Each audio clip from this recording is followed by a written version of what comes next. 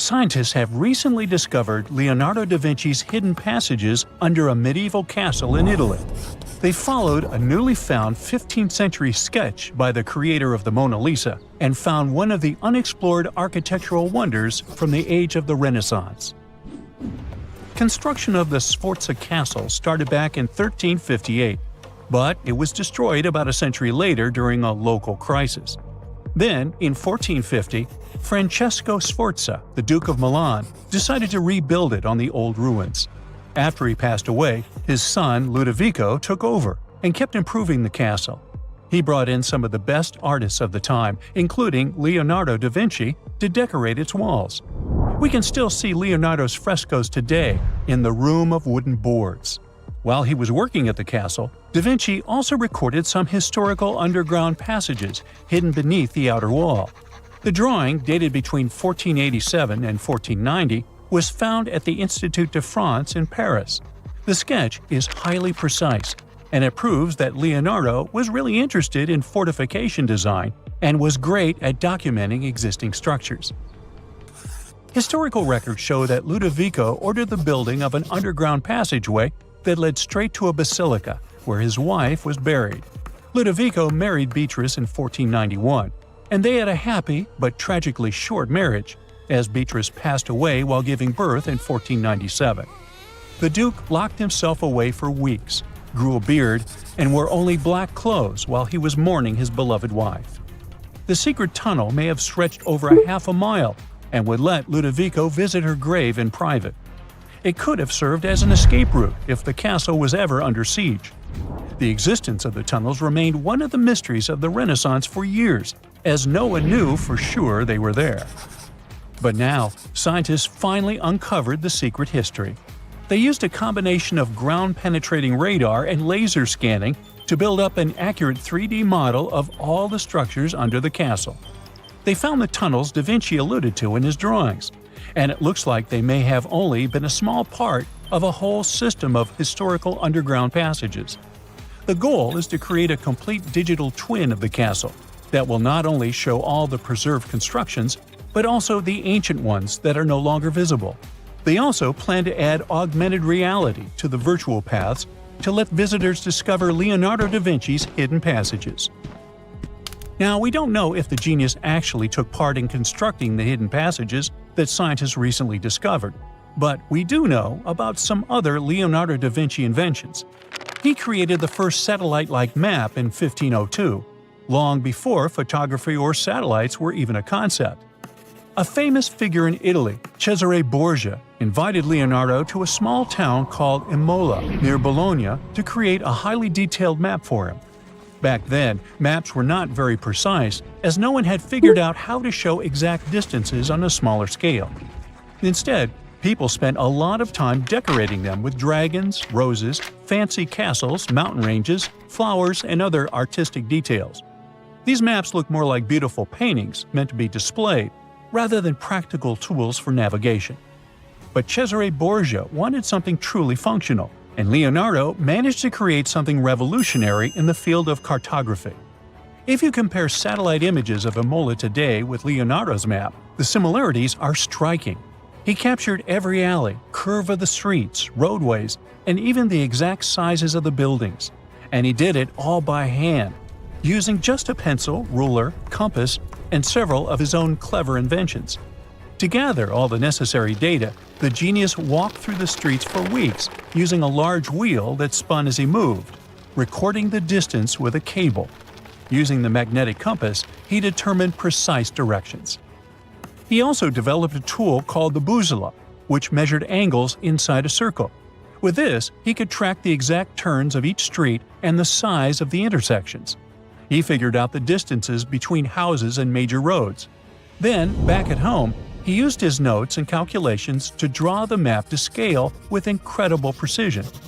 In his work, Da Vinci also used a technique developed by Florentine humanist Leon Battista Alberti. He created a mapping method where you could place an entire city inside a circle using polar coordinates. At the center of the city, 8 straight lines met, representing the main directions of a compass. Leonardo used this system to divide the town into 8 sections. He didn't overlook even the smallest buildings, which made his map one of the most advanced of its time. The Italian genius had a big dream to build a machine that could let people fly. He studied how birds, bats, and kites moved through the air and designed a special flying machine. He believed that if he could copy their movements, humans might be able to soar like them. Da Vinci's design looked a lot like a bat, with two large pointed wings that stretched over 33 feet wide. He planned to build the frame from lightweight pine wood and cover it with raw silk to make it strong but not too heavy. The person flying it would lie on their stomach on a wooden board in the center. To make the wings flap, the pilot had to pedal a crank with their feet, which was connected to a system of rods and pulleys. There was also a hand crank for extra power and even a headpiece to help steer. As the person moved their hands and feet, the wings would flap and twist, just like a bird's. But there was one big problem. Humans aren't strong enough to make the machine lift off the ground. Even though it might have worked once in the air, there was no way for a person to get it flying on their own. Leonardo probably realized this, but his amazing idea still inspired flying machines that came centuries later. Da Vinci was way ahead of his time with many of his inventions, but his idea for a humanoid robot was especially futuristic. He was working under the patronage of the Sforza family, the one that had those ancient tunnels of Italy built. The genius designed a mechanical knight that could move its arms, turn its neck, and even open and close its mouth. Da Vinci had good knowledge of anatomy and the mechanics of body movements that helped him. His unusual creation used an external system of cables. A hand crank set it in motion, and there was also an internal gear-driven mechanism.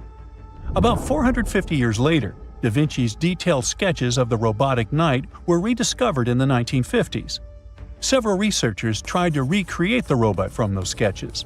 In 2002, a roboticist who developed systems for NASA and Lockheed Martin took inspiration from the old notes and built a functioning model of Da Vinci's robotic knight. Another design Leonardo created for Duke Sforza was a special kind of bridge that could be taken apart and carried easily.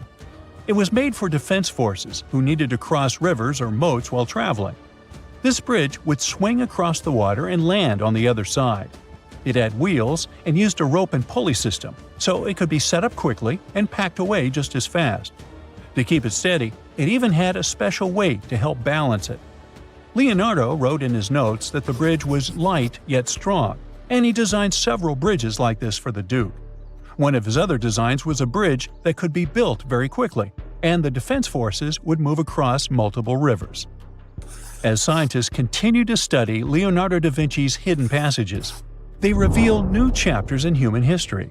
Who knows what other unexplored architectural structures they will find? Have you heard of Göbekli Tepe? It's an ancient site in Turkey that literally made historians rewrite history books. Over 11,000 years ago, a group of prehistoric humans crafted an enigmatic masterpiece that's even older than Stonehenge.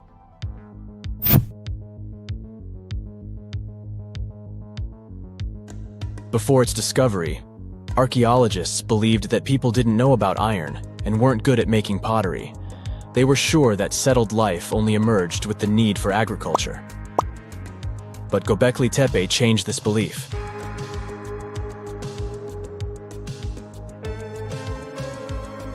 The place has revealed that it was the temple that paved the way for a settled life, not agriculture. Until this discovery, researchers believed that farming was the catalyst for sedentary living. Meet Professor Schmidt, the guy whose findings changed this theory. He managed to prove that hunter-gatherer communities laid the very foundations of this way of life.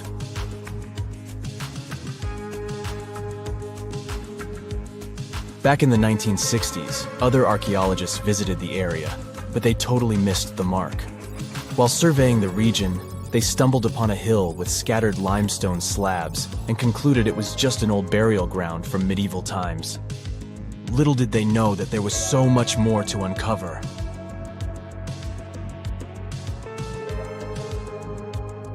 In 1994, Schmidt embarked on his own survey of prehistoric sites in the area. Surprise! He instantly realized he had discovered something truly extraordinary. Unlike the nearby flat and barren plateaus, Göbekli Tepe had a gently rounded top, rising 50 feet above the surrounding landscape. Funny enough, the translation of this place's name is Potbelly Hill. Schmidt was sure only humans could have made something like this.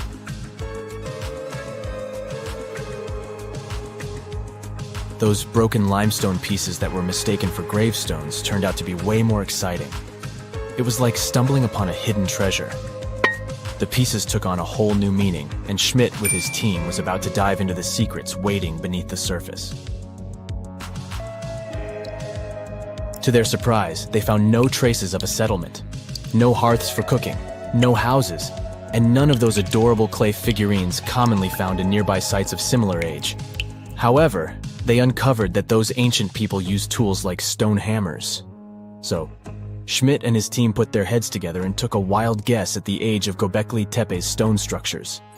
Their estimation got backed up by some limited carbon dating done right at the site. The ancient vibes of this place were finally starting to make sense. It was like a puzzle slowly coming together.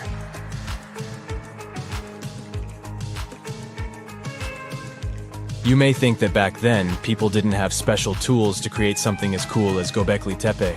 Not true. Turns out, these prehistoric folks used flint tools instead of fancy metal chisels. They were also skilled at chipping away softer limestone and crafting pillars right on the spot. Afterward, they carried the pillars a short distance to the summit and placed them upright. Once the stone rings were complete, they covered them with layers of dirt. Over time, they added new rings, and voila! You've got a cool hill to impress people in the future.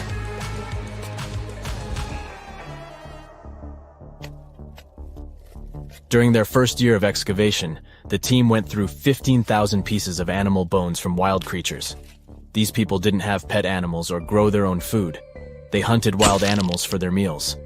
But things were about to change, because the place had everything they needed to start farming. Scientists say they had wild sheep and wild grains that could be domesticated. And guess what? Just 20 miles away, geneticists found evidence of the world's oldest domesticated strains of wheat at a prehistoric village.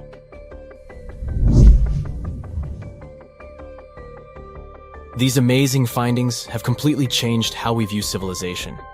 In the past, experts believed that people needed to learn how to farm and settle in one place before they could build temples and develop complex societies.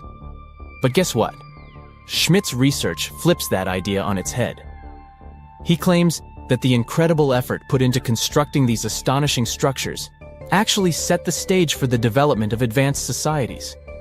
It means that societal and cultural changes happened before agriculture. Schmidt has this fascinating hypothesis about Göbekli Tepe. He thinks it could have been a special burial site where people left their loved ones. And here's the twist.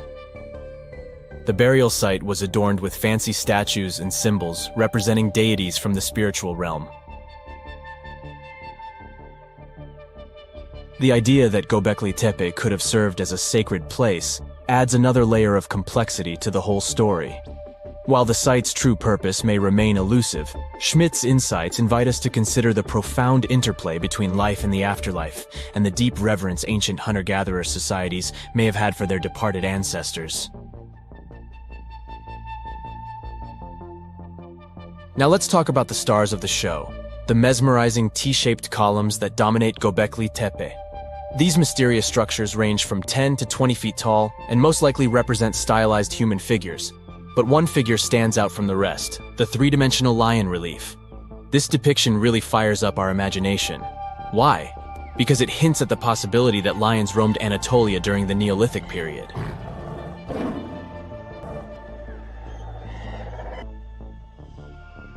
These standing stones are arranged in circles and placed in rectangular pits. Each circle has a similar setup.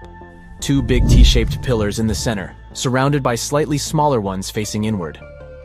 Talk about a stylish arrangement. These towering pillars reach a whopping 16 feet and weigh between 7 and 10 tons.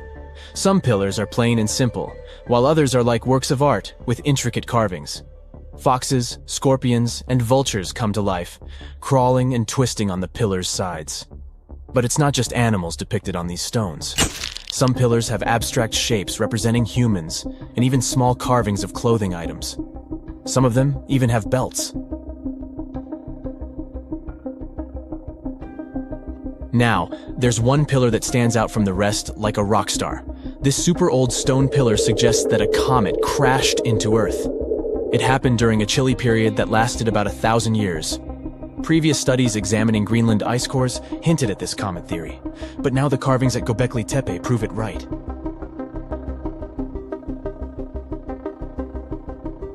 The carvings on the pillars are like a historical comic strip.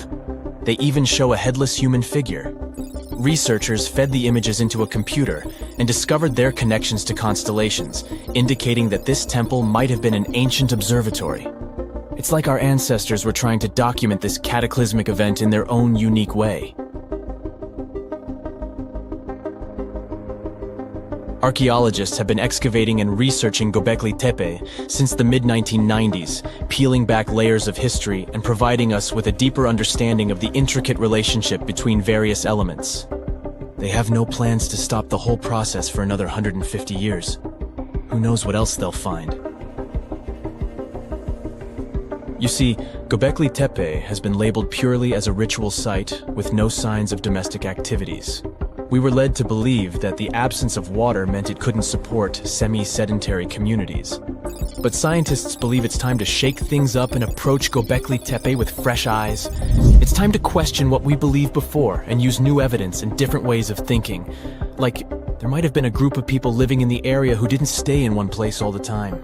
They moved around a bit but still had their own civilization, living in the area semi-sedentarily. Göbekli Tepe is not just home to a single temple, but an astounding collection of over 20 ancient structures. As archaeologists delve into the depths of this wonder, they are unraveling its unique layout, featuring two prominent focal points at the heart of each establishment, complemented by smaller structures and dividing walls. What's even crazier is that in this area, there are over 200 obelisks, which are narrow tapering monuments. It's nighttime, and you're about to walk inside Pharaoh Tutankhamun's final resting place. You know, King Tut. You don't have a torch, but at least you came with a flashlight.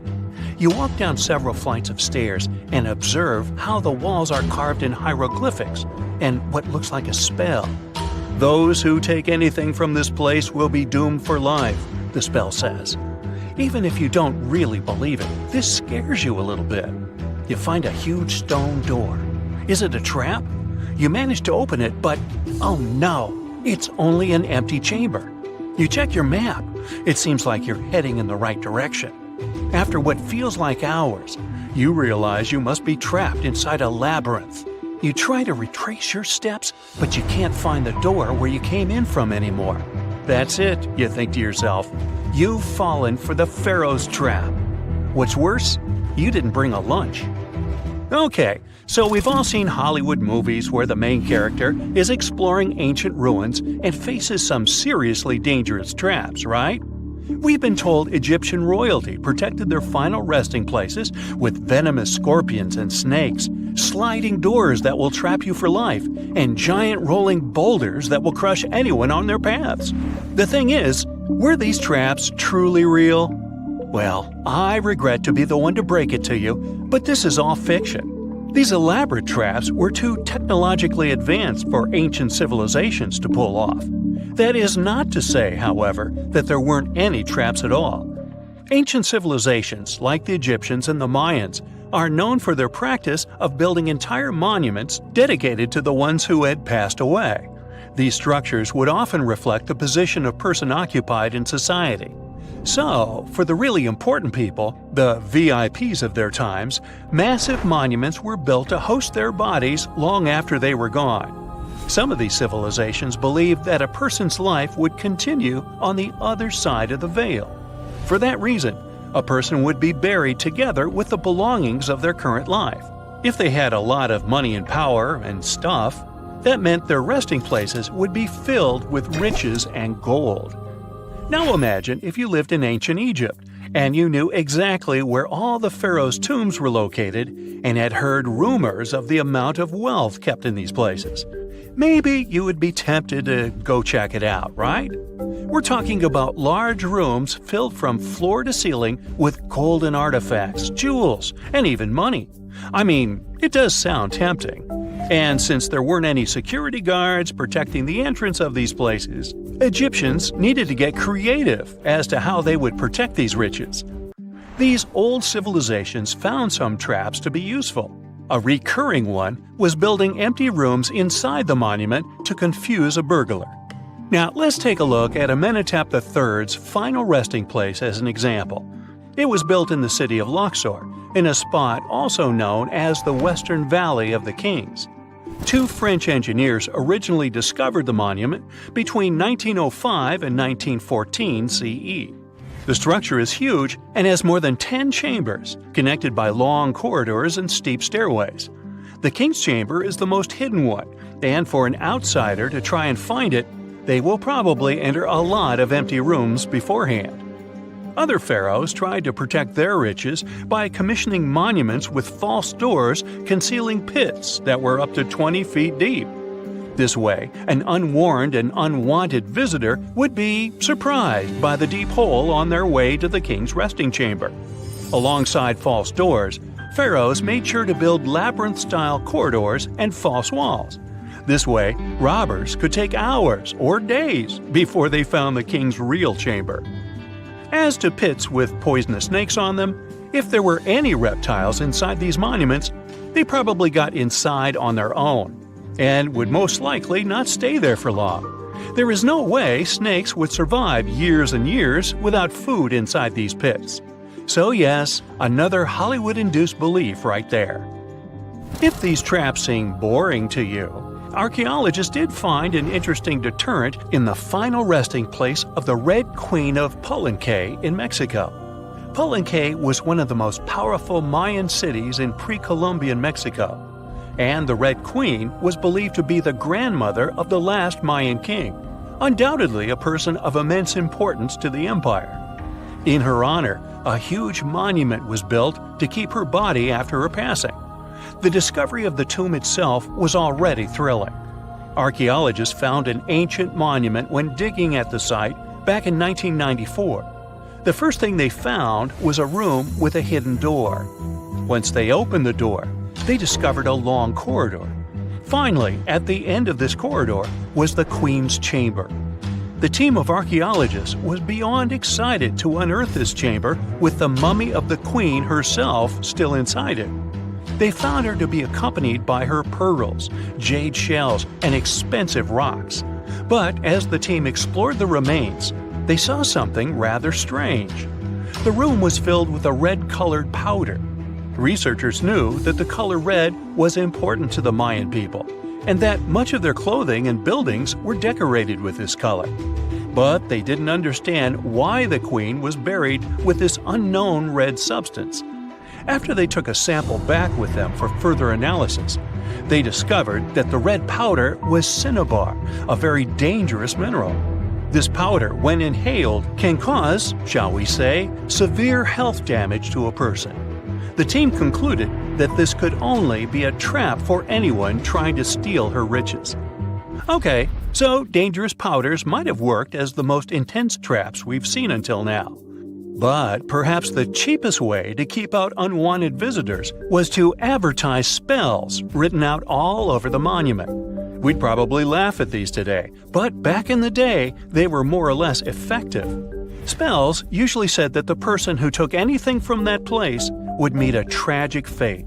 Some spells said that robbers would lose their houses in big fires or terrible floods. Other spells said burglars would have incurable and undiagnosed health issues, but they weren't really enough to stop people from taking any gold. There are some stories surrounding how these spells might have been real. One of them is from the famous British Egyptologist Howard Carter, the one responsible for unearthing Pharaoh Tutankhamun's resting place in the 1920s. After months of unsuccessful digging, Carter discovered the tomb's existence by chance. He found the entrance to a stairway right beneath the soil where he had been searching all those months. With the help of a team, he cleared the piles of sand blocking the stairs and discovered a doorway. The door had several royal symbols carved into it, and Carter knew this could only mean a very important person had been buried there. And he was right. With a chisel, he made a hole in the top left-hand corner of the doorway and lit his vision with the help of a candle. He couldn't believe what he was seeing, the reflection of several golden and jeweled items crowding the chamber before him. Lost for 3,000 years, Carter had just discovered the final resting place of King Tut. But the story didn't finish here. This discovery was accompanied by a series of unfortunate events that led people to believe it had something to do with the pharaoh's spell. Carter himself mysteriously passed away just a few years later, and some of his assistants lost their houses in floods, just like one of the spells threatened. Some say it's just coincidental, as there's no real proof of these things being connected. Well, what do you think? Was this an effective trap after all? The conditions on this mysterious island might teach us how we can live on Mars one day. Devon Island is, to this day, the largest uninhabited island on our planet. It's located in the Canadian Arctic archipelago, and it's easy to see why people find it impossible to make a home here. The soil stays frozen throughout the seasons. The eastern part of the island is covered by a thick ice cap all year round. Summers here last for less than 50 days.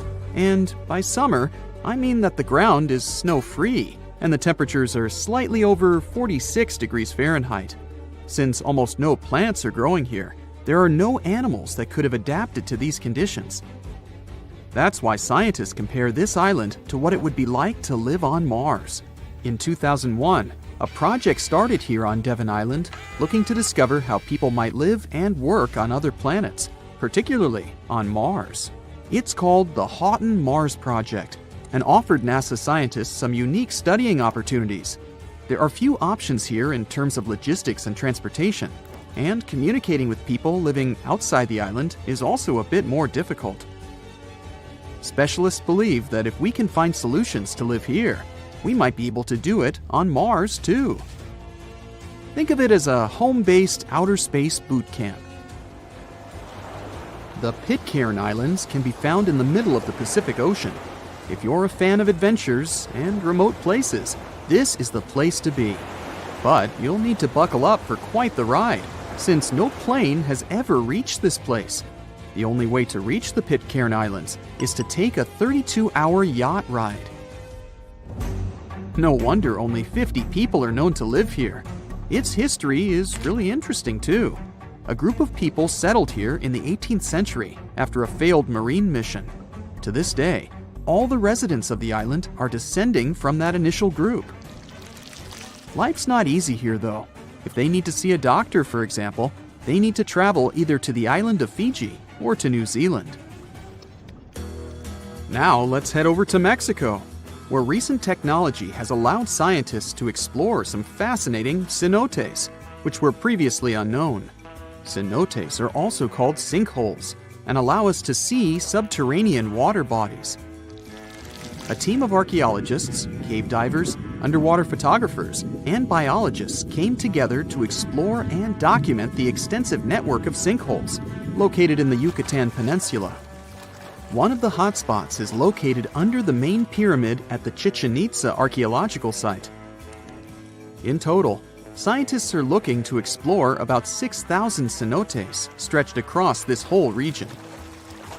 The whole project is important not only because of the geological discoveries, but also because of its connection to the Mayan people and their culture.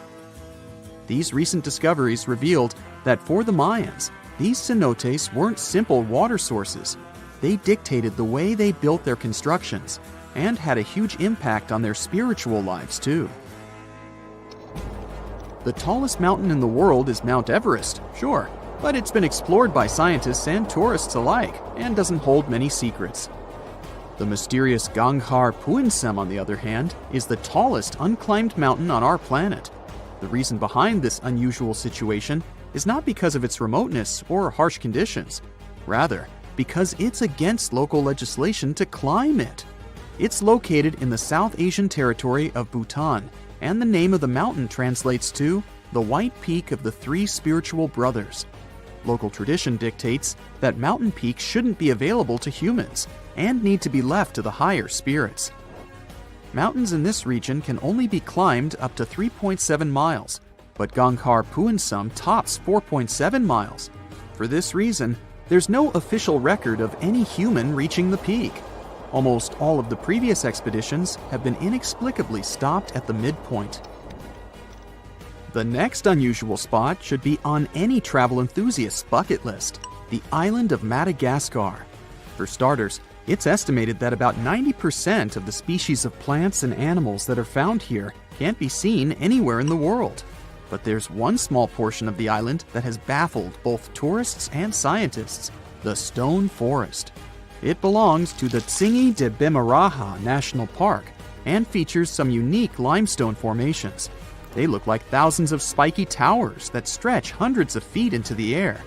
The distance between these formations can be anywhere from a few inches to the length of a city street. As beautiful as it is, it's really hard to get here. It'll take you a few days to get there from the nearest city. Once you get to the park, it becomes really difficult to explore too. It can take a whole day to go across as little as half a mile.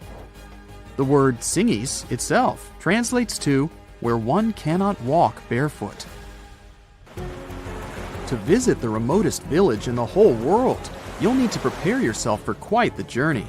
From the United States, for example, the easiest route involves a 15-hour flight to Cape Town, South Africa, followed by a 6-day boat ride to reach Tristan da Cunha. Or you could take a month-long cruise through the South Atlantic Ocean, whatever works better. Planning in advance is a must, since only 9 boat visits are made to the island yearly. It's just 7 miles long and right in the middle of the South Atlantic Ocean, stretching a mere 37.8 square miles. There are slightly over 200 residents, and they all farm for a living. They do have internet service, but it's really slow. The people living here speak a dialect of English that is used by the fewest number of people in the world. The town of Coober Pedy in Australia is partially underground. It all began back in 1915, when opal deposits were found in the area. To this day, the town is still the biggest opal mine in the world. People living here figured out that it would be more comfortable for them to stick to the underground, as temperatures above ground can reach 125 degrees Fahrenheit. So, the establishment now has underground stores and galleries. Coober Pedy is also home to the world's first 4-star underground hotel. North Sentinel Island, located near India, is another pretty remote place. Not because of the time it takes to get there or the climate, but because it's home to the world's most mysterious tribe. The population living here is estimated to be between 50 to 400 people and isn't known to have any contact with the outer world. This is mostly because locals don't really enjoy visitors and tend to scare them away, even harming tourists. So, to protect them and their obvious wishes, the island is monitored by the local Indian authorities. It's believed the tribe's people don't have any immunity from modern diseases, so being in contact with foreign people might actually be fatal for the locals. On these French islands, there are no native inhabitants. The Kerguelen Islands are part of the Antarctic lands and are home to just scientists that visit on rotation. At any given time of the year, there are no more than 100 people here, and they're mostly engineers and researchers. There's no plane to get you to these islands, and few tourists are known to have visited them. The island is covered in glaciers, and the soil here isn't friendly to plants or animals. But if you're curious about what this place looks like, you'll need both the money and the time to complete the trip. You can only reach the island by ship, which reaches the shores of Kerguelen only 4 times a year. It isn't cheap to stay in these islands, and you definitely won't find 5-star hotels here. The trip departs from Réunion, and it takes about 28 days to reach the first island. Half of the time will be spent at sea, so be prepared to cover over 5,600 miles of the Indian Ocean. Stonehenge wasn't a witchy monument to travel through time. It was actually constructed as a hope to build a different future. recent research just found out that the monument was probably raised as an attempt to reunite the Britons during a period of big division. The thread of this story lies on the altar stone, the monument's most iconic rock. For years, scientists believed that the stones used in Stonehenge, including the altar stone, came from the nearby Preseli Hills in Wales. In this scenario, Stonehenge would have been built by a local community, that is, Neolithic people who would have found easy-to-access materials to build a ceremonial mound, a sundial calendar, and a final resting place, all in one. Things changed when another discovery was made. In 2018, leading-edge research pointed that the altar stone actually came from the River Tay region in northeastern Scotland, which is located over 400 miles away from Stonehenge. Scientists found similar rocks as such in Scottish monuments. You see, the altar stone is a recumbent stone, laying on its side. Many of the rocks were found in ceremonial stone circles in Scotland, and they are unique to this region. When this discovery broke through, it got archaeologists thinking. Maybe Stonehenge wasn't just a local project, but a wider collaboration between different tribes and communities across Britain. To understand this, we need to rewind to around 3000 BCE. That's when Britain still wasn't a unified country per se.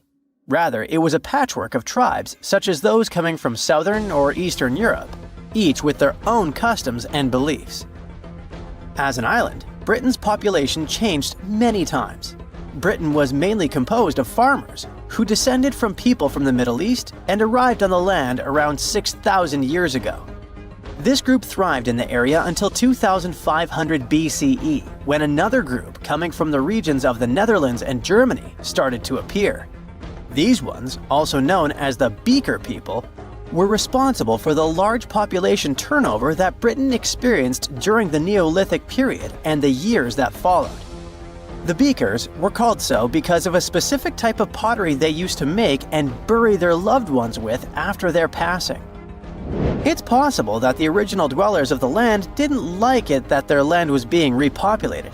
And what researchers suggest is that Stonehenge was this attempt to reunite the original Neolithic farmer population and regain some type of identity control over their land. They would have invested a lot of time and energy in bringing the altar stone all the way down from Scotland, without the help of wheel technology, for example. You see, the wheel had already been invented in Lower Mesopotamia, but since there was no Wi-Fi at the time, the Brits weren't aware of this technology until much later on. This whole territorial crisis could have driven locals to use their resources to move the altar stone to Salisbury Plain in England, in order to reunify the land. You see, Stonehenge wasn't built in one go. Its history dates to around 3000 BCE. That's when the monument was just a circular ditch and bank, known as a henge. Inside, they placed wooden posts and possibly totem-like carvings. This version of Stonehenge wasn't about rocks yet. It was more of a ritualistic place and possibly a final resting place. They found several cremation pits from this period, making it the oldest resting place in all of Britain. It was only around 2600 BCE that the blue stones came around. The naming might be a bit misleading since they're not literally blue rocks. They have a bluish tinge to them when they're freshly broken, hence the name.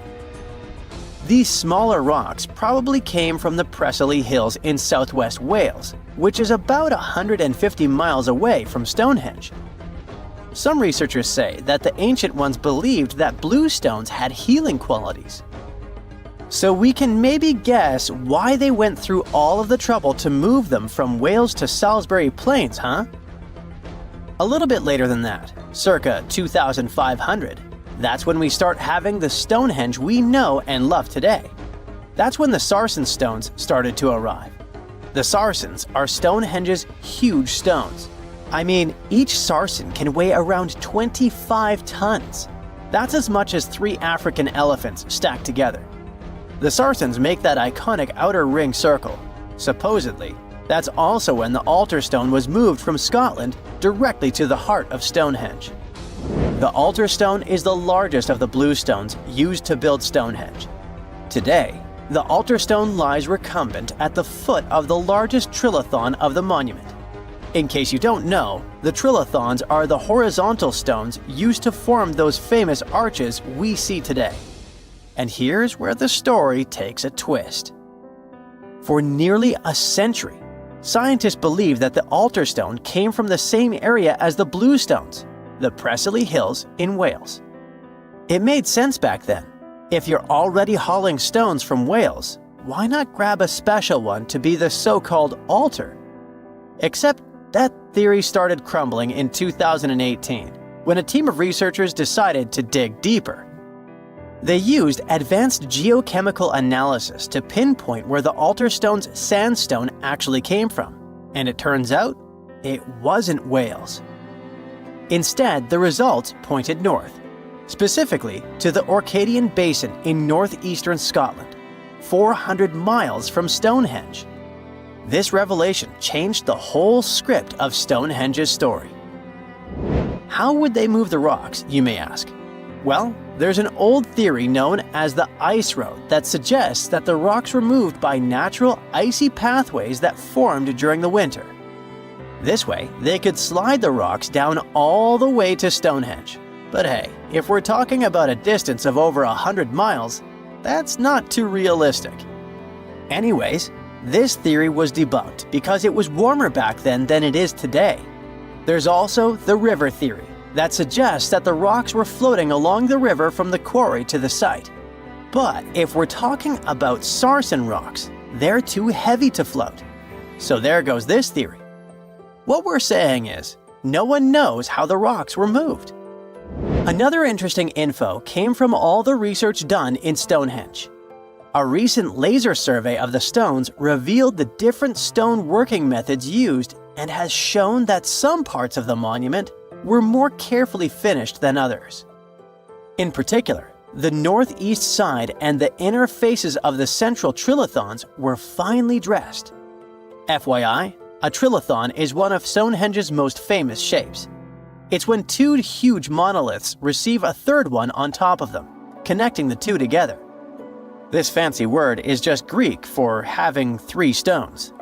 But anyway, the bigger question, and maybe why Stonehenge is so famous, is why it was built in the first place. You see, Stonehenge's entire layout seems to have been carefully planned to align with the movements of the sun. The monument's architecture is particularly attuned to the solstices, the shortest and longest days of the year. During the summer solstice, the sun rises perfectly in line with the heel stone, casting light straight into the heart of the stone circle. A spectacular, almost magical sight that surely wowed its ancient audience. But it's the midwinter solstice that seems to hold a special connection to the altar stone. As the sun sets on that day, its light aligns with the altar stone at the center of Stonehenge. To the builders of Stonehenge, this alignment may have symbolized more than just celestial precision. It likely carried profound ancestral and spiritual significance. The altar stone, illuminated by the setting sun, could have been seen as a bridge between worlds, connecting the living with their ancestors, the earth with the cosmos, and the present with the eternal. In a world without calendars, clocks, or weather apps, the solstices were everything. They marked the rhythm of life, guiding agricultural cycles and spiritual rituals alike. So Stonehenge wasn't just about the stones or the people who built it, but perhaps a way to honor their ancestral roots in an ever-changing world. If someone finally invents time travel and you hop on a trip to the past, you won't recognize many of the things you know and love today. The Statue of Liberty and the Egyptian pyramids, some basic gadgets like the remote control and your laptop, and even the corn you have for lunch have all changed beyond recognition. When the pyramids were originally built in ancient Egypt and Giza and other places, they didn't look sandy brown at all. All of them were covered with white limestone. If you had seen them under the hot African sun, you'd have to look away. That's how smooth and shiny they were. Builders used around 6 million tons of this material for the Great Pyramid of Giza alone. It's the largest one you can still see on your trip to Egypt. The local rules were quite a thrifty crowd, and they reused some of the casing stones for other construction projects. A massive earthquake in the 14th century has also loosened some of the stones, so you won't see a lot of limestone, but some of it is still there, on top of the Pyramid of Khafre in Giza. It looks like it has a second peak on top of the first. In ancient times, all pyramids used to have capstones called pyramidions, covered in a mix of gold and silver. Most of them have been lost over the centuries, but you can still see a few of them at museums. They show images of Egyptian deities. The pyramids were probably modeled after a sacred pointed stone, the benben. It represented the rays of the sun.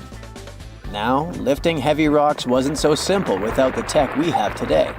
I guess you'll agree with me if you helped your friends move at least once, and they made you carry the couch. But those smart Egyptians of the past thought of that and chose the pyramid shape. It lets the weight distribute evenly throughout the whole thing. The Statue of Liberty has also had a major makeover since it was first unveiled in 1886. Believe it or not, it used to be a shiny brown color, just like a penny. 20 years later, it changed its color to green.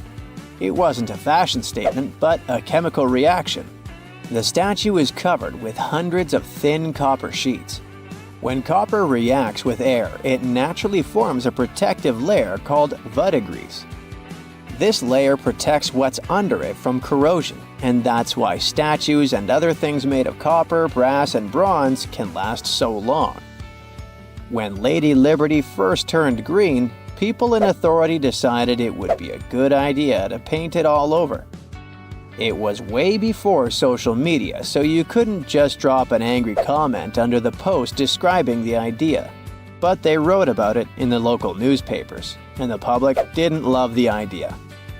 Then the Times interviewed a copper and bronze manufacturer, and he confirmed they shouldn't repaint it, because removing the protective layer would mean destroying the statue.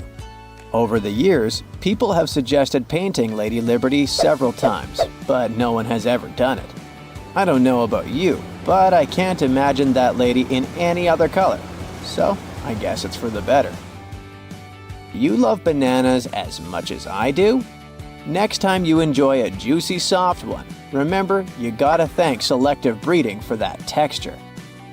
The original wild bananas had many large, hard seeds and not so much delicious pulp. And hey, who doesn't like a sugary watermelon? It has a history of over 5,000 years, and it used to have bitter yellowish white flesh and was really tricky to open. Selective breeding saved the day again, and watermelons got way sweeter. Japanese scientists went further and invented the seedless version. Corn's grandmother is a Mexican grass called teosinte. The kernels in this grass were small and hard to get. Farmers from many thousands of years ago saved the seeds only of those plants that were larger or tastier, or with kernels that were easier to grind. Thanks, my friends, for giving us the corn that's edible and even delicious. And just imagine, wild avocados were so small that they could easily fit in the palm of your hand. The pit in them was so large you wouldn't find much edible material inside. They also had a much harder shell than the ones we're used to. You probably wouldn't get a lot of work done without your beloved computer today, but I can't tell you exactly whom to thank for this invention. The ABC from 1942 is one of the contendants for the title of the first computer. It's short for the Atanasoff Berry computer, named after its inventors at Iowa State University. The ABC weighed over 700 pounds. Yep, yours must be way lighter than that. That big boy consisted of around 300 vacuum tubes and had a rotating drum, a little bigger than a paint can, and had small capacitors on it. A capacitor is a gadget that can store an electric charge, like a battery. The ABC could solve problems with up to 29 different variables to help scientists save some time. Like modern computers, it used binary digits, ones and zeros, to represent all numbers and data. Because of that, it was possible to do the calculations electronically. And now, my favorite part, the ABC finished one operation about every 15 seconds. Just for you to compare, it's millions of operations per second now. Unlike the tech we use today, the ABC did not have a changeable stored program, so the program could only do a single task at a time. An operator had to write down the intermediate answer and then dial that back into the computer. Sounds like another reason to be happy we live in the 21st century. That remote control you use for all sorts of appliances has gone a long way too. Nikola Tesla, who gave us alternating current, designed one of the first wireless remote controls back in 1898. He named his invention teleautomation and demonstrated it on a miniature boat controlled by radio waves. The boat had a little metal antenna attached to it. Tesla sent signals to the boat using a box with a lever and a telegraph key, which was his version of a remote control. Those signals set electrical contacts on the boat into motion and moved the rudder and the propeller, and Tesla was controlling the boat. The concept of the remote control soon spread to other gadgets. The first television remote control followed in 1950. It was designed by the Zenith Radio Corporation called LazyBone. Don't take it personally, please.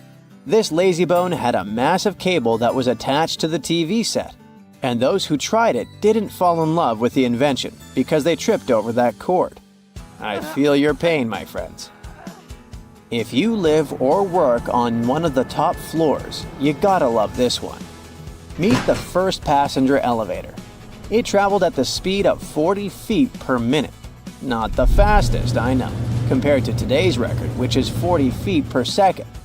But hey, it was built back in 1857 in New York and was more of a tourist attraction than a necessity. The elevator had a steam engine hidden in the basement of a 5-story building. 3 years later, they shut it down because the public didn't appreciate it. Otis Tufts filed the first patent for a vertical railway around the same time. His invention included an actual car with a bench inside for people to sit on. Sounds like a great spot to hang out with friends to me. What do you say? Then they started adding elevators to luxurious hotels around the world. They were entire rooms with a rich design, upholstered seats and mirrors on the walls, and sometimes even a small chandelier. There was an obligatory operator who'd close the door and the car would start its super slow ascent. It was still more about style than about speed, so I guess I'd choose the stairs. Everyone loves a good landmark. The Roman Colosseum, the ancient city of Machu Picchu, the Giza pyramids. But have you ever wondered how it once looked? Way back in the days when they were built? Or even in the time they were covered in ivy and forgotten by humanity? Buckle up, because we're heading on a time travel adventure to the world's greatest archaeological sites. Our voyage begins in South America, deep inside the Peruvian mountains. Behold, the city of Machu Picchu. Machu Picchu is a monument to the ingenuity and power of the Inca civilization. During its prime, the Inca civilization stretched 2,500 miles along South America's coastline from modern-day Ecuador all the way down to Chile. And Machu Picchu was located at the heart and center of it.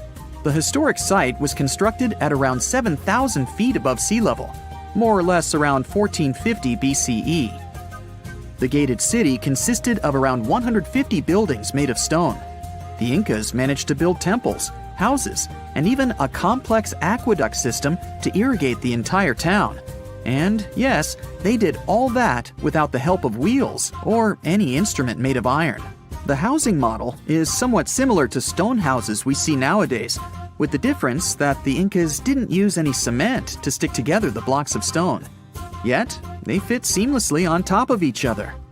Not only that, the Incas must have developed a rudimentary yet effective anti-earthquake technology, since in the event of a quake, the rocks would shake without falling out of place. If Machu Picchu had been built today, it would have cost over $70 million to finish the entire thing. The purpose of the site is still a mystery to many historians. Theories suggest that it could have been built as a ceremonial site, a safety base for the Inca people, or even a retreat for royalty. What we know for a fact is that in the 16th century, 100 years after Machu Picchu was built, its population abandoned it, with tree roots taking over the majority of the site and keeping it hidden from humankind for over 4 centuries. It wasn't until the 20th century that the world was reintroduced to Machu Picchu when a Peruvian farmer led Yale University professor Hiram Bingham III to visit the site. Since then, Bingham and many other explorers dedicated their lives and research to studying the archaeological wonder of Machu Picchu. Now, for the next stop on our time-traveling vehicle, the city of Pompeii in Italy. Pompeii has crowded our collective imagination for many years. The eruption of the Mount Vesuvius volcano in 79 AD and the destruction of an entire city is hopefully not something that will happen again. But I bet you're wondering, what did Pompeii look like on its last day? It took 18 hours for Pompeii's streets, markets, houses, and forums to be buried under millions of tons of volcanic ash. Thanks to some clever scientists, we discovered that the lava and ashes that covered Pompeii on its very last day actually helped to freeze the city in time. Different from ice, the cloud of ashes did not preserve the city intact, but as the items disintegrated over 2,000 years, they left voids under the earth. Archaeologists found that if they filled these voids with plaster, the shape of the buried city would soon reveal itself. And that's exactly what happened. Of course, it was nothing like the bustling city of 12,000 people that had existed for many years before the fateful eruption. Pompeii was a vibrant and rich municipality. The site's ruins revealed that many areas of Pompeii boasted impressive houses, some with balconies, which was a sign of great wealth at the time. And, believe it or not, even some artwork survived the eruption. Archaeologists found well-preserved frescoes and murals of mythological creatures, all indicating that members of the high society lived there. Ruins show the city even had thermal baths and showers made with luxurious materials. Oh, and apparently, the people of Pompeii had amazing teeth. Yes, archaeologists could see even that tiny level of detail from the plaster molds they recovered from underground. Still in the Italian territory, we find one of the world's biggest tourist attractions, the Roman Colosseum. It was built as an amphitheater during the reign of Emperor Vespasian, around 70 AD. It wasn't until 80 AD that Vespasian's son, Emperor Titus, inaugurated the Colosseum. The monument was something to behold, with 157-foot-tall walls, over 80 entrances, and the capacity to host 87,000 people. All social classes and groups were welcome at the Colosseum, and this partly explains why it flourished for so many centuries.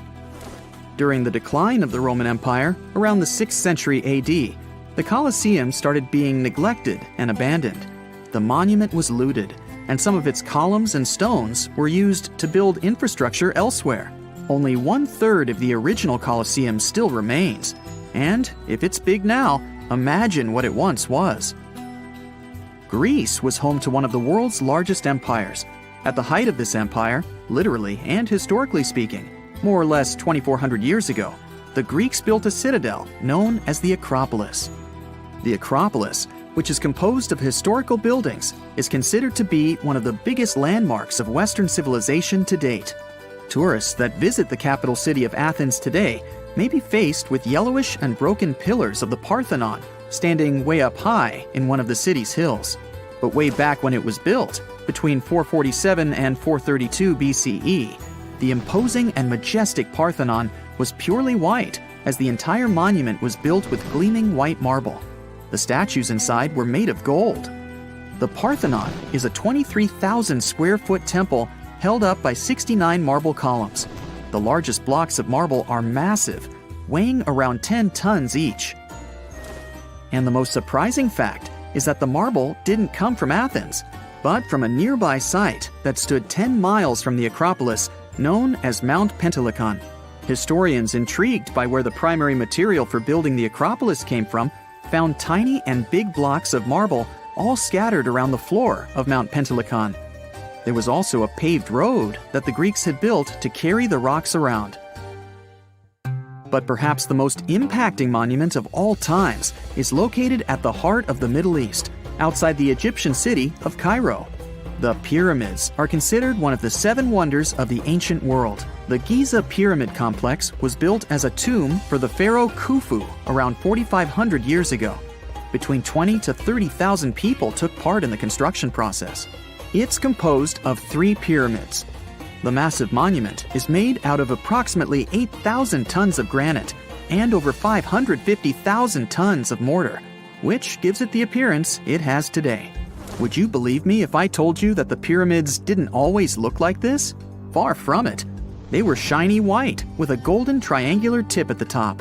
This is because the Egyptians used over 6 million tons of limestone to cover the entire rocky, step-like structure, all so that they could gleam white under the unforgiving sunlight of Egyptian skies. The Pyramid of Khufu remained the tallest structure on Earth made by humans for over 3,800 years. It was the only 8-sided pyramid in Egypt and was believed to align with Orion's belt. It's considered to be the most aligned construction facing north.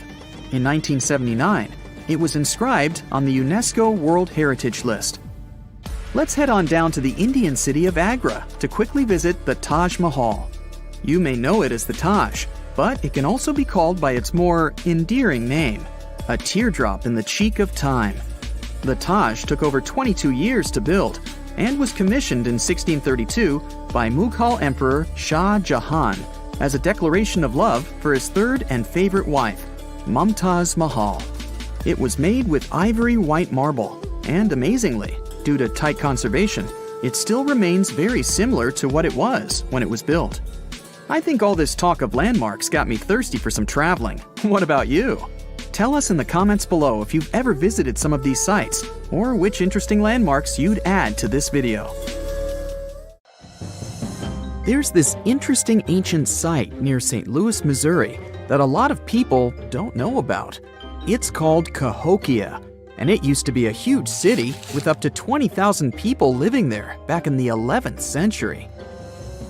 It's full of these massive earthen mounds that were built by hand, and the biggest one is still there today, at the Cahokia Mound State Historic Site. Even though we don't know everything about this civilization, researchers have been able to piece together some information from the remains they've found. For starters, they found some pretty old teeth at this site. After studying their appearance and structure, scientists suggest that a lot of different indigenous groups lived there. About a third of them came from other areas in the middle of the continent, which they figured out by studying the different levels of various substances in the teeth. And get this, the way the mounds are arranged shows that this was actually a planned-out city, not just a bunch of villages grouped together. The rulers lived on top of the mounds, while everyone else lived in other structures. It's amazing to think that they were doing things like farming, hunting, logging, pottery, and weaving, all within this one giant city. Right in the middle of Cahokia, there was this giant mound that was about 100 feet tall, and around it, there was this huge wooden fence. Inside the fence was the city center, which had a big open space called a plaza. Archaeologists think that the plaza was designed to represent the 4 cardinal directions of the world.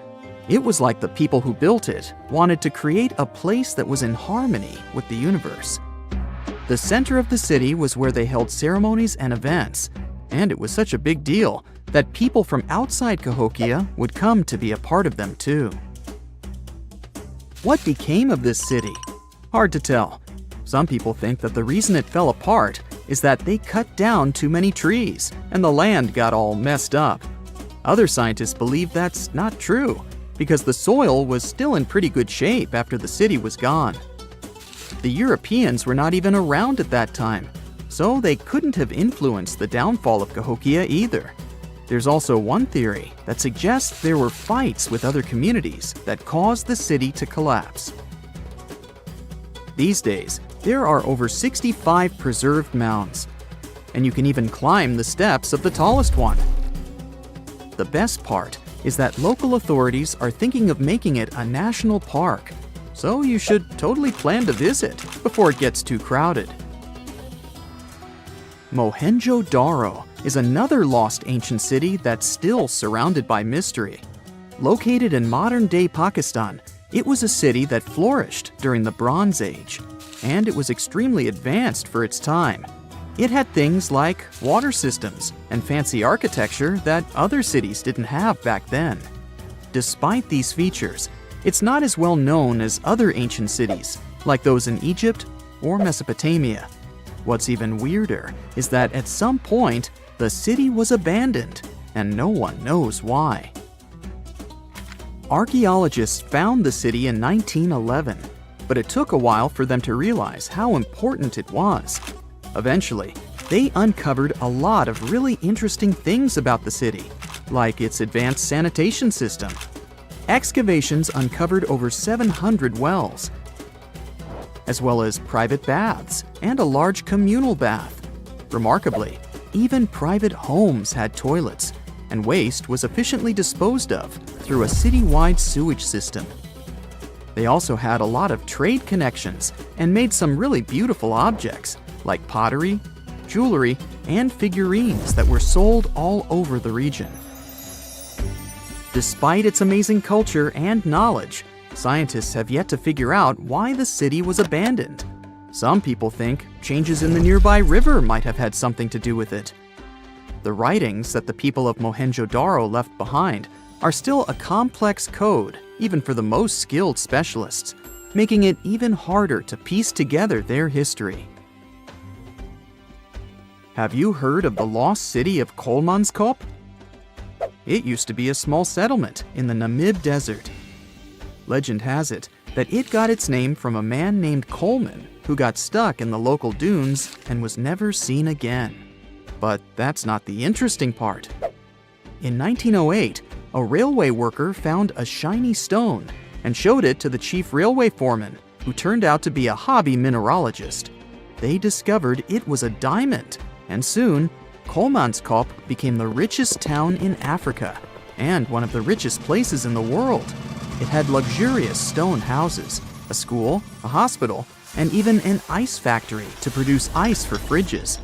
The hospital had the first X-ray machine in southern Africa, which was supposedly used to check if workers were illegally swallowing diamonds.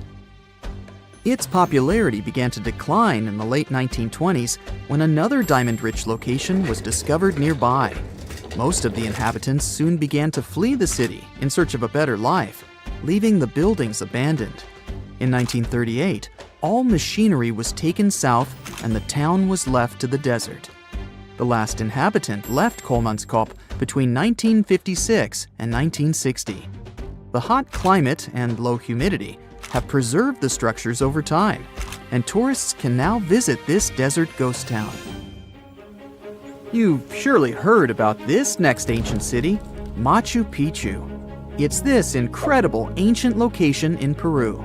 It stretches across a huge piece of land in the Andes Mountains and sits high above sea level. It's even considered one of the wonders of the modern world.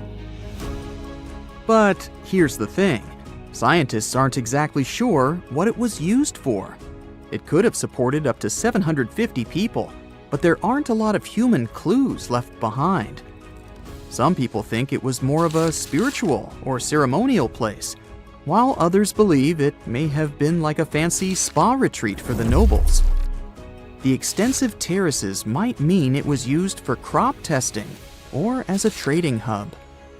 And there's even a theory that it was used as a prison because they found a cell-like area too. It's amazing that even today, archaeologists and historians are still puzzled about how it was built. Did you know that they probably didn't even use wheels for transportation? And those massive granite rocks were somehow pushed up the steep Andean mountains, even though most of them weighed a lot. Some historians think that hundreds of people worked together to push each rock up the peak. The huge stones at Machu Picchu are also so close together that you can't see any cracks between them. It's pretty cool because it also makes the area safe during earthquakes, which is important since Peru is a shaky country. But how did the stones stay put during all those quakes? They actually move a little bit, but then they go back to their original spot, almost like they're dancing.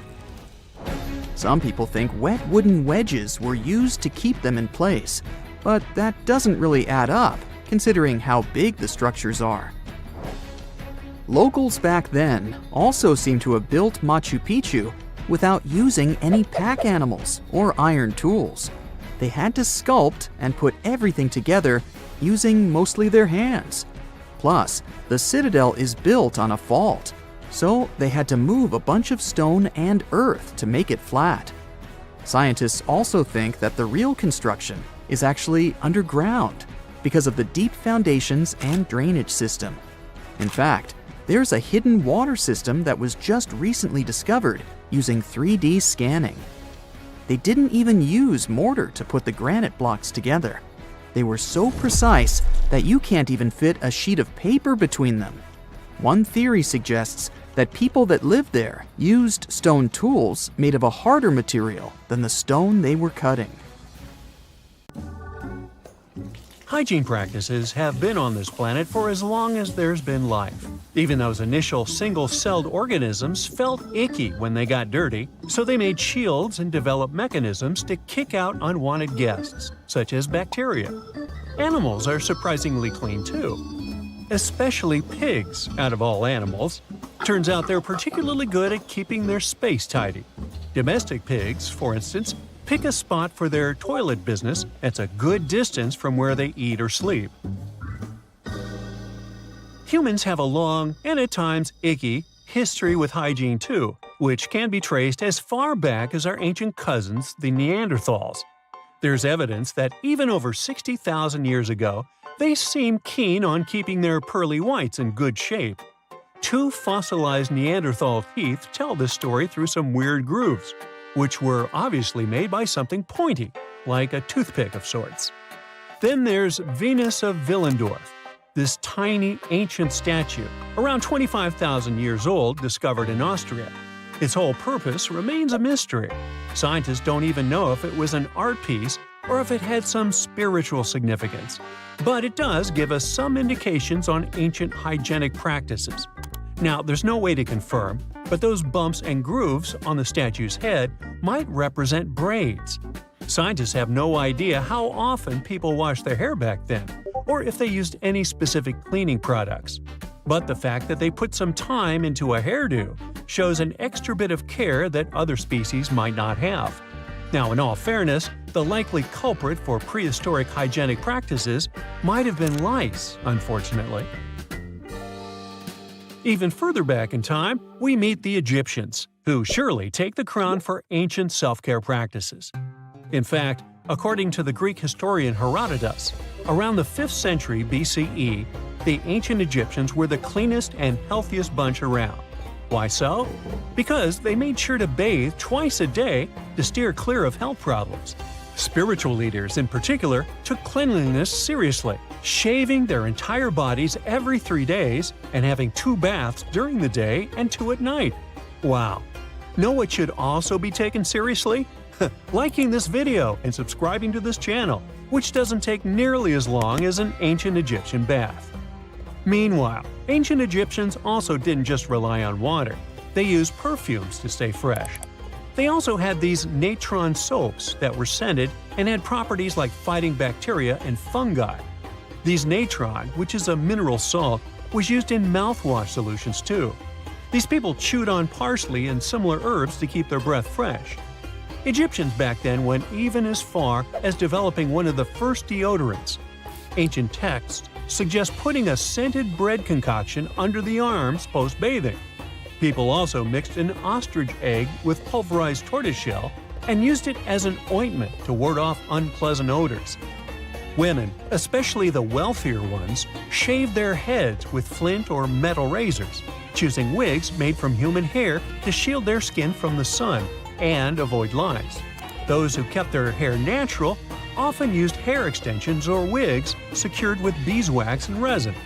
There were even women who wore perfume wax cones on their heads that would slowly release a delightful scent during the day. Ooh, coneheads! Let's now move towards the north a bit and check out the ancient practices of the good old Romans. Sure, the Babylonians and Assyrians were the first to sort of invent the toilet. That's because they crafted areas with two short walls and a little gap for the business. And then they just let the debris flow into the canals along with their bathwater. But it wasn't until the ancient Romans that these toilets became a common, widespread device. The less well-off households went for a barrel as their toilet, just dumping the stuff from their chamber pots into it. Public toilets were popular too, at times even big enough for over 50 people. Imagine having a chat about commerce and marketing with other professionals while, doing your thing. It wouldn't be wrong. In fact, that's what the Romans did. And that's where the phrase, to do one's business, comes from. Now, did the ancient Romans use toilet paper? No, they didn't. But they did supposedly use a sponge on a stick called a tersorium to tidy up after completing their potty time. There's evidence you'd often find these devices in public bathrooms, but how exactly they were used is still a bit of a mystery. It's not like we sell toilet paper with detailed instructions these days either. However, the hefty sponge might have been a reusable contraption. Some say it was dipped in a little water and vinegar, did its job cleaning, and then got rinsed or dunked back into a bucket of salt water or vinegar for the next person to use. I think I'd rather be first in line, or wait for a new sponge. Probably one of the most important ancient inventions when it comes to hygiene were the Roman aqueducts. These sophisticated engineering marvels were designed to transport fresh water from distant mountain sources to cities. This meant ancient Romans always had a reliable supply of clean water. Now, the medieval times have this reputation of being some of the smelliest in human history. But if we look at the data, it wasn't that bad. People were advised to keep it smooth, getting rid of unwanted hair by either shaving or plucking. Another technique was to put together a mix of crushed needle seeds and vinegar and slather it on the skin. Think of it as an ancient body scrub. As for hair, doctors suggested washing it, but not too often, just once every 3 weeks. The preferred method?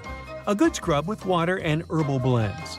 Daily hair care involved combing, sometimes with powders made from sweet-smelling flowers like rose petals. For laundry duty, our medieval ancestors tossed clothes and linen into a tub, river, or stream. To really amp up the cleanliness, some added wood ash to the water. Women often took laundry to rivers, where they would stomp on clothes or beat them with a wooden bat until they were done. In fact, the washing enthusiasm got so intense that it led to some serious public health issues. One story goes that in the 1400s, an English city put a ban on washing clothes at town conduits because it became such a mess. When it comes to laundry, though, people that lived through the Victorian era really overdid it. For starters, it was a multiple-day project.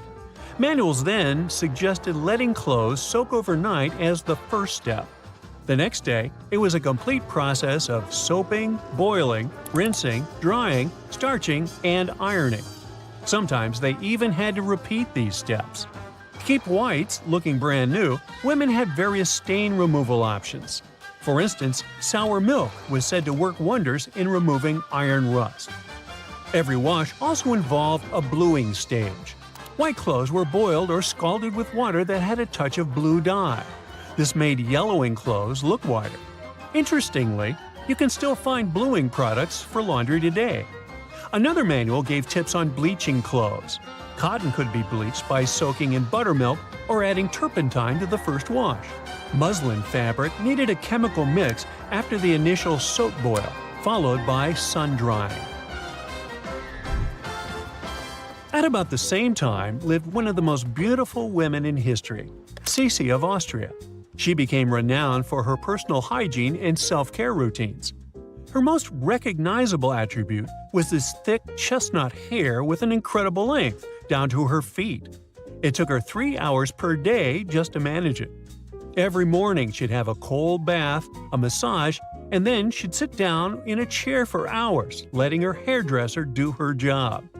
Sisi's skincare regimen was equally as outrageous. Obsessed with keeping wrinkles at bay, Cece put crushed strawberries to her hands, neck, and face. She also slept with a custom mask on, lined inside with pieces of raw veal. The woman also spent time in warm olive oil baths to keep her skin soft, and for everyday bathing, she used distilled water. Cece also made it a habit to sleep without any pillows, because she believed it would benefit her skin. Kind of obsessive, wouldn't you say?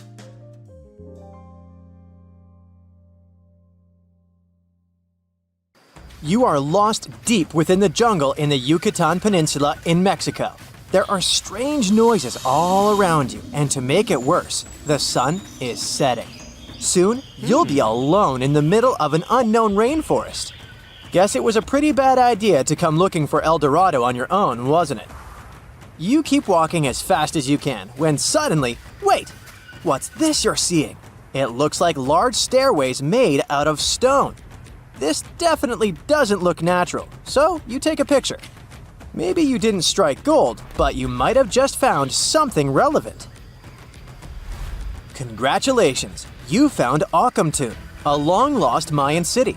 Hidden 37 miles into the jungle, the name literally translates to stone column. Stone was probably in at the time, so these guys used a lot of it to build their pyramids, houses, and even ball courts.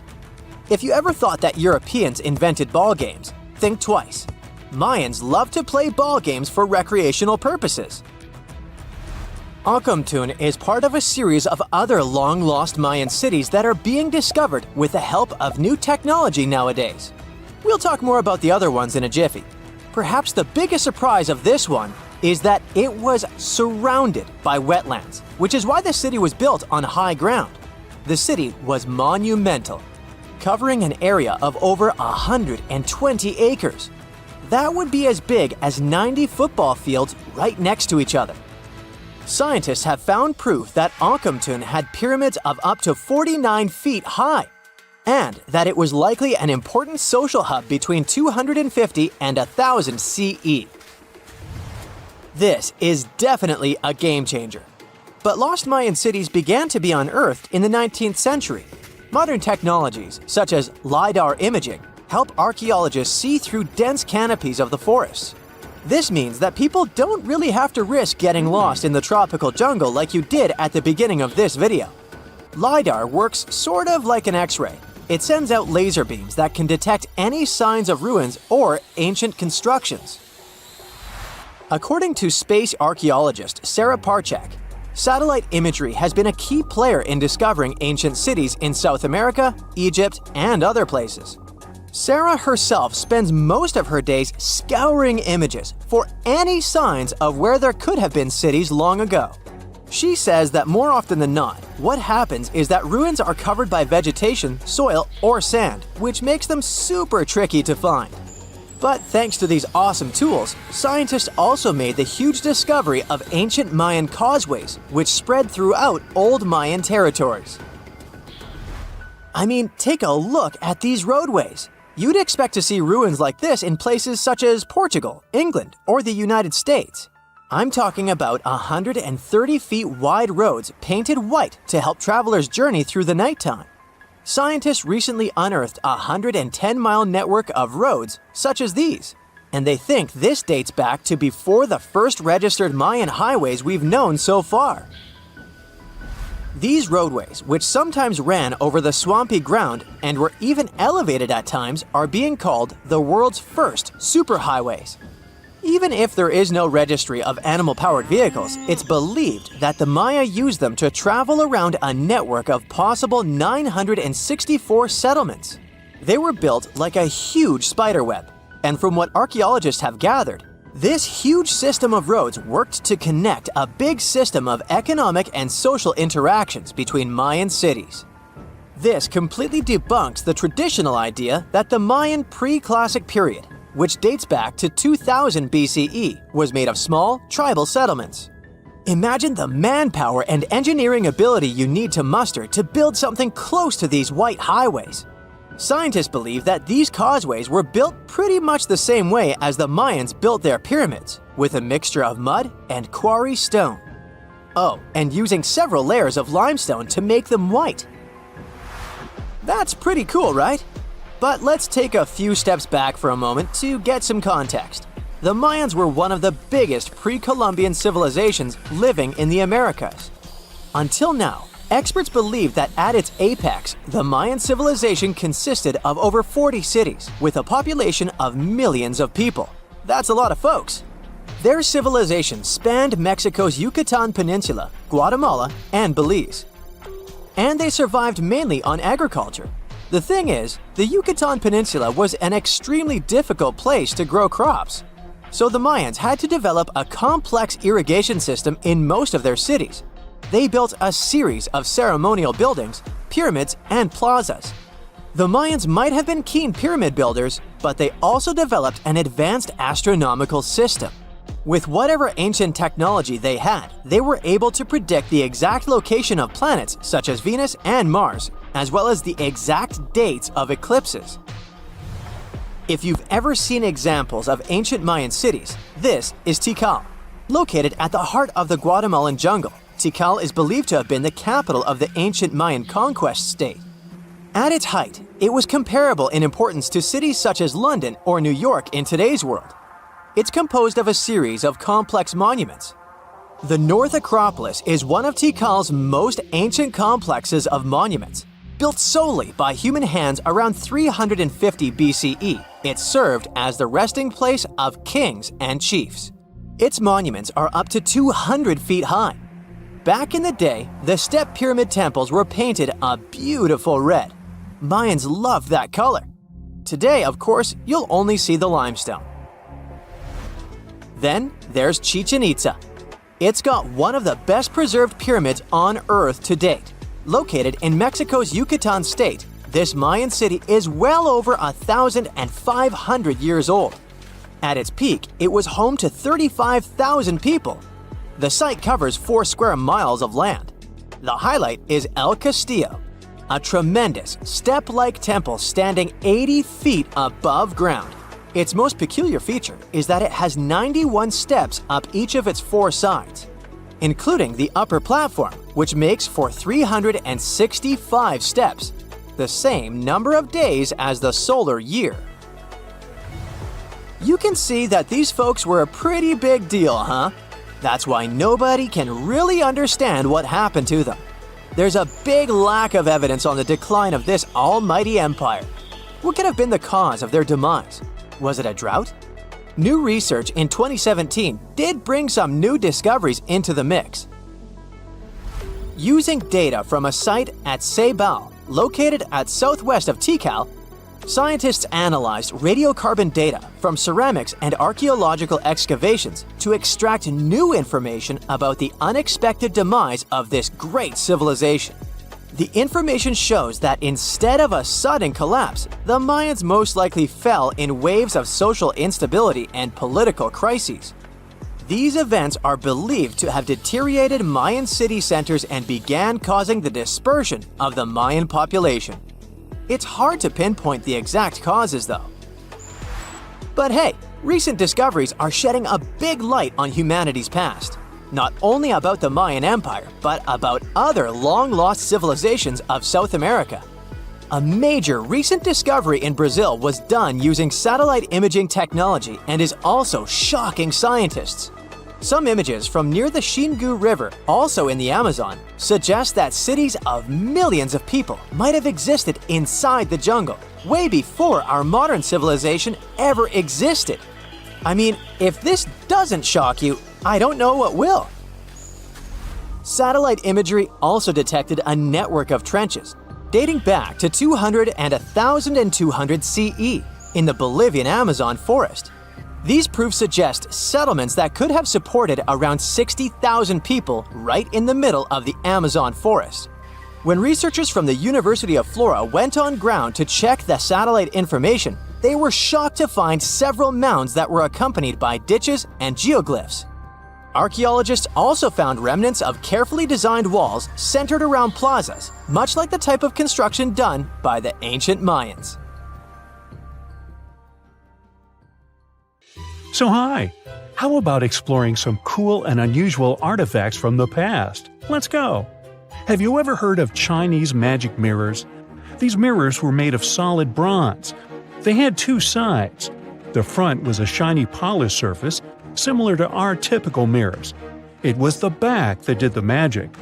When bright light fell on the mirror, it looked as if it was transparent, and the pattern on the back of the mirror got projected onto the wall. The backside could have different designs on it, depending on what its creator wanted to depict. Since the mirror was made out of bronze, no one expected this optical illusion to occur. These ancient artifacts date back to 2900 to 2000 BCE. They became popular in China and were produced in large numbers at the time. Eventually, their fame faded away. For centuries, the magic of these mirrors baffled both people and scientists. In the 11th century, Chinese scientist Shen Ku decided to study the mirrors. He conveniently had 3 of them. He was surprised by the ability of the metal to act as if it were transparent. He believed that some tempering techniques created surface wrinkles on the mirror to make it translucent. Yet these wrinkles were imperceptible to the human eye. It turns out he was right. Many scientists tried to decipher the open mirrors over the centuries, but remained clueless. Finally, in 1932, William Bragg discovered that Shen Ku had been right about imperceptible surface wrinkles all along. Every once in a while, people open multiple tabs in a browser and come to a point where there's no room for a new tab. Apparently, this had also been happening long before computers and the internet were invented. Meet the 16th century browser. This is a full-size book wheel. It's kind of a custom-made rotating bookshelf.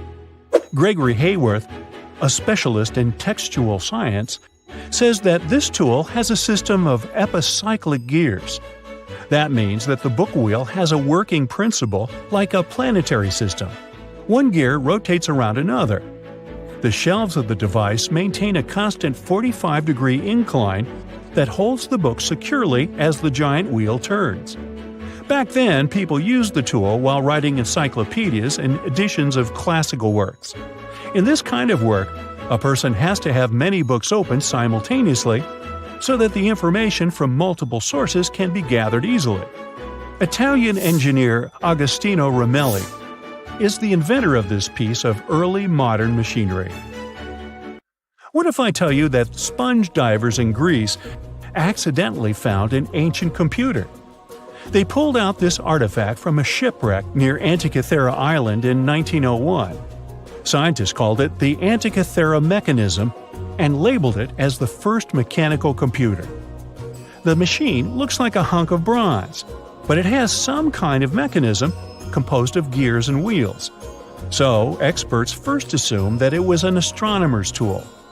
After an X-ray scan, though, they found out that the instrument was far more complex than they thought. The artifact was meant to calculate astronomical positions, track the 4-year cycle of athletic games, and so on. It contained a box with dials on the outside and had an assembly of gear wheels attached.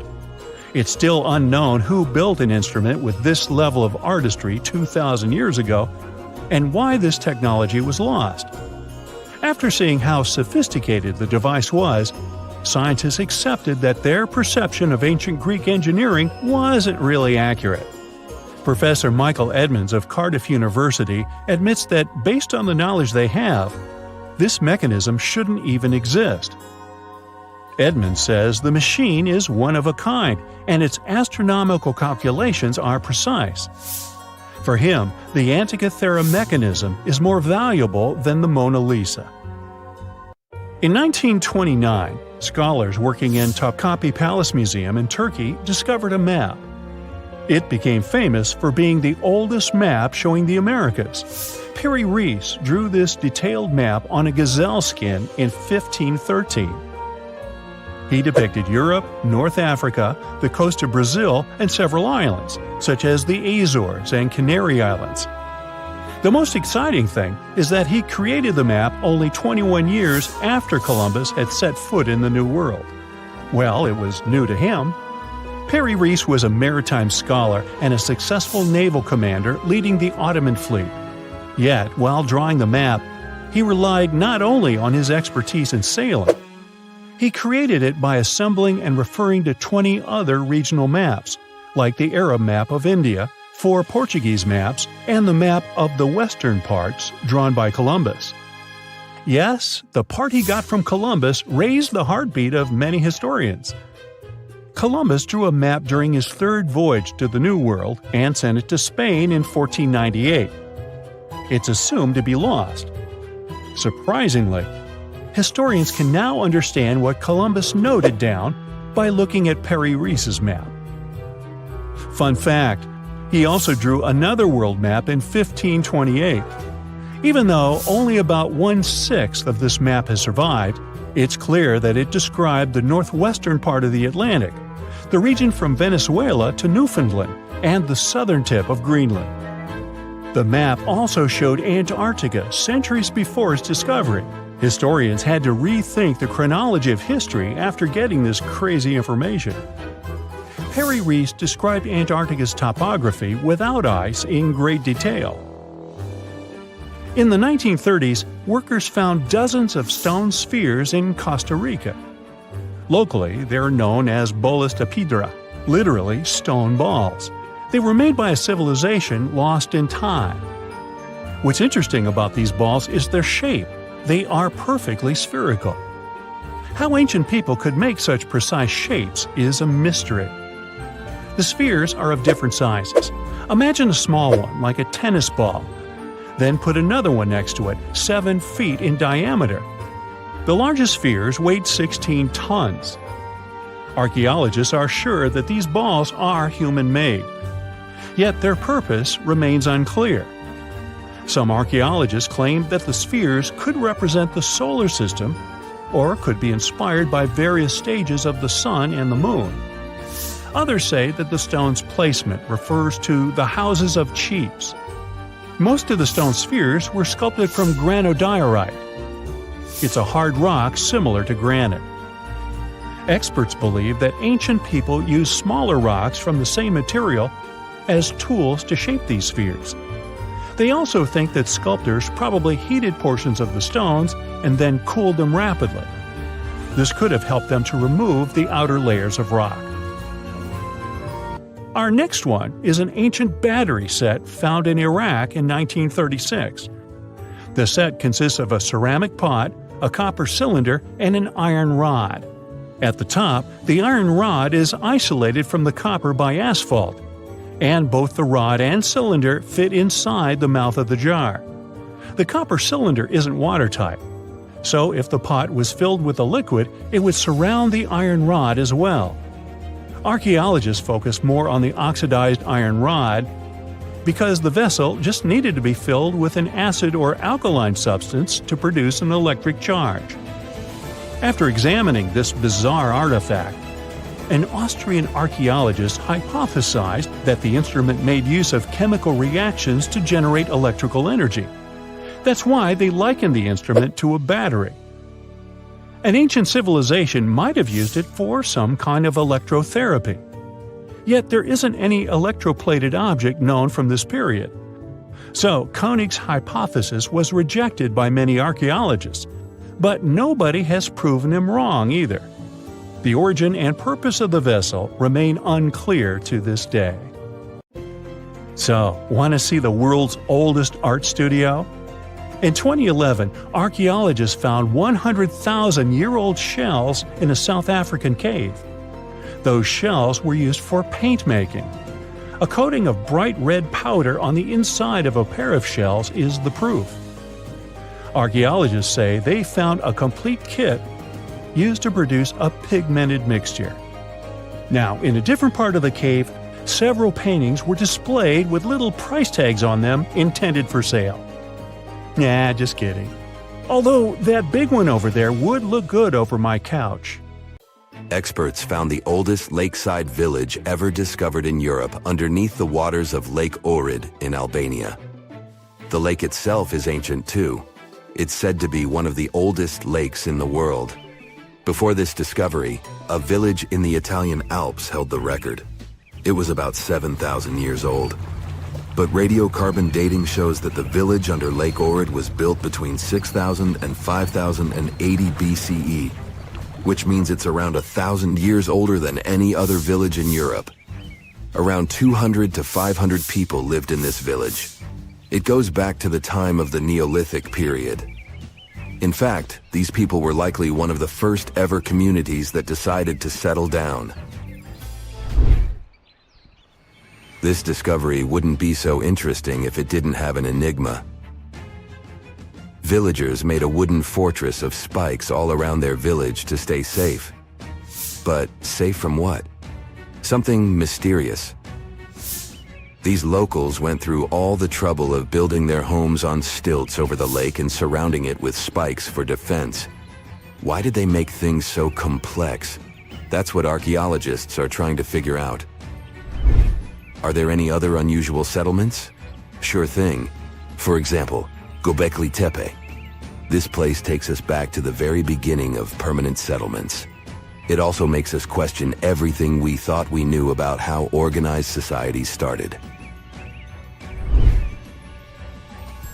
It seems like the fellas who lived there were into something pretty special, like rituals or hanging out together as a community. Around 11,000 years ago, ancient humans carved huge blocks of limestone and somehow managed to drag them to the other side of the mound. These blocks were like canvases painted with images of animals and people. They were placed in circles. Underneath these stones, you'll find the same massive pillars as the ones from the other side of the mound. Around 250 of these pillars hang out on the surface, and researchers also found around 60 of them during the dig. These are like messages from the past, telling us about people who once lived here and the stuff they were up to.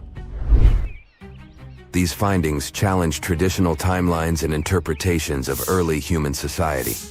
While Göbekli Tepe has gained popularity among tourists, there's another site nearby, Karahan Tepe. It remains lesser known, but equally significant. Both sites challenge the belief that animal farming led to settled life. In fact, it appears people became sedentary first, and then they started animal domestication. They also question the traditional idea that organized societies followed the development of agriculture. These ancient sites suggest that organized communities existed before agriculture, possibly with cultic or communal rituals. These structures suggest complex, multi-purpose functions rather than just religious ones. People gathered in these places for discussion and storytelling, fostering a collective identity. These buildings might mark the beginnings of a cohesive community, showing the emergence of horizontal hierarchies and knowledge sharing. Let's move to the other side of the world. Mexico's 1,500-year-old unknown pyramids are worth talking about. These pyramids have stood strong for all these centuries, all thanks to a secret ingredient from the prickly pear cactus. With its help, indigenous builders crafted these ancient marvels. Gray volcanic rock pyramids rise like a mini mountain range. As we get closer, it becomes clear that skilled hands etched identical steps into the hard rock, forming a staircase of the largest pyramid. The two smaller pyramids, called the House of the Wind and the House of the Longest Night, share the same human touch. Legend has it that these structures hid treasures. But it wasn't until Mexican archaeologists started digging there in the early 2000s that the secrets began to unravel. The House of the 13 Heavens was built around 540 BCE to keep track of time. After all, it wasn't so easy for ancient people to keep track of dates in the days before clocks and calendars. Instead, they looked at the skies and celestial objects. Think of the pyramid as their own cosmic calendar. Its corners matched up with solstices and important dates for planting and harvesting. When you stand on the steps these days, the sun lines up perfectly with the corresponding corner. But these pyramids aren't just about telling time. Quiroz and Zepeda, archaeologists on a mission, are trying to piece together the clues. They've recovered a few artifacts, And that's how they've learned that the ancient builders used the sticky substance from prickly pear cactus leaves to hold their creations together. This ancient technique is still used by some indigenous people today. One surprise after another. The House of the 13 Heavens reveals a skeleton older than the pyramid itself, nearly a millennium older. This means that people carried this body with them for 950 years. It's another mystery. The next stop is Duna de Bologna. It's a Spanish sand dune hiding Roman ruins. This sand pile is near the edge of Europe, reaching out toward North Africa. It's more than 98 feet tall and 656 feet wide. As the winds move and the dune shifts, it reveals pieces of history hidden deep within it. Climate change boosts those winds, moving the dune even more. As it migrates, it shows us traces of people who used to live here. Archaeologists have been busy digging around, and they've found ancient tombs. Imagine exploring a sandy maze and stumbling upon these tombs filled with history. The sand has acted as a protector, preserving bones, jewelry, and arrowheads. But that's not all. Nearby, there's an archaeological site from the 2nd century BCE. That's when the Romans were hanging out here. They had a whole city down there, complete with baths, a theater, and a temple. And it was built on top of an older Phoenician settlement. An earthquake shook things up a long time ago, and people left the city. For centuries, it lay hidden under the sand. Modern historians and archaeologists are excited about what else this shifting landscape will reveal. Fingers crossed that this sandy time capsule stays safe and keeps sharing its stories with generations to come. In Peru, archaeologists are exploring the 3,000-year-old Condor's Passageway. A what? Okay, so archaeologists were digging around a place called Chavan de Huantar, where the Chavan people lived. This place is around 190 miles away from Lima, Peru's capital. So, the Chavan people were advanced artists.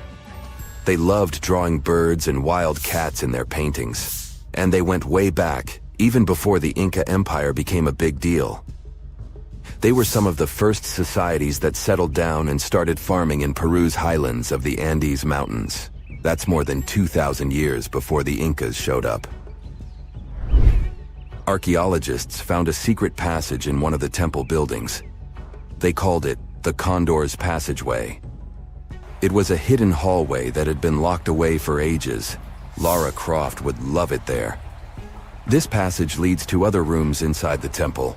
It gives us a peek into what life was like then. Inside this hidden hallway, the researchers found some neat stuff.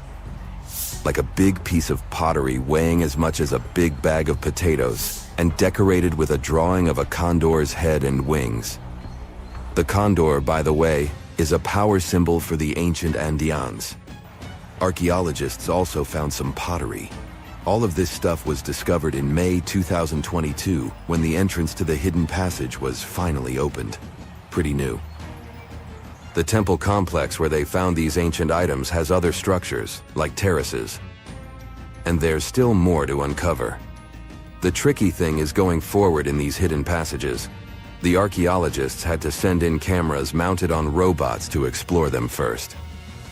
They didn't want to risk messing up the ancient building or, getting stuck in there. Let's wait and see what else they'll uncover. Now, we wouldn't call this island mystical unless there were tales of giants living here. The island of Gozo in Malta is the backdrop of an ancient legend. Malta is an island country located in the Mediterranean Sea, just south of Europe. It's a very strategically located archipelago. Throughout history, it was ruled by many different societies, such as the Phoenicians, Greeks, Romans, and Carthaginians. One cold night, thousands of years ago, a farmer noticed the sky turn orange, then red, when he heard a loud thump. Although the ground seemed to be moving, this wasn't an earthquake. When he looked toward the woods, he saw a giant silhouette, taller than the trees. As he fearfully approached, he realized it was a woman, a giant woman. She introduced herself as Sunsuna. Unlike the terrible giants of many tales, Sunsuna didn't want to exterminate the human race. She was loving and caring. She told the farmer that she and her people could help protect their land from invaders. The locals were pretty interested in this offer.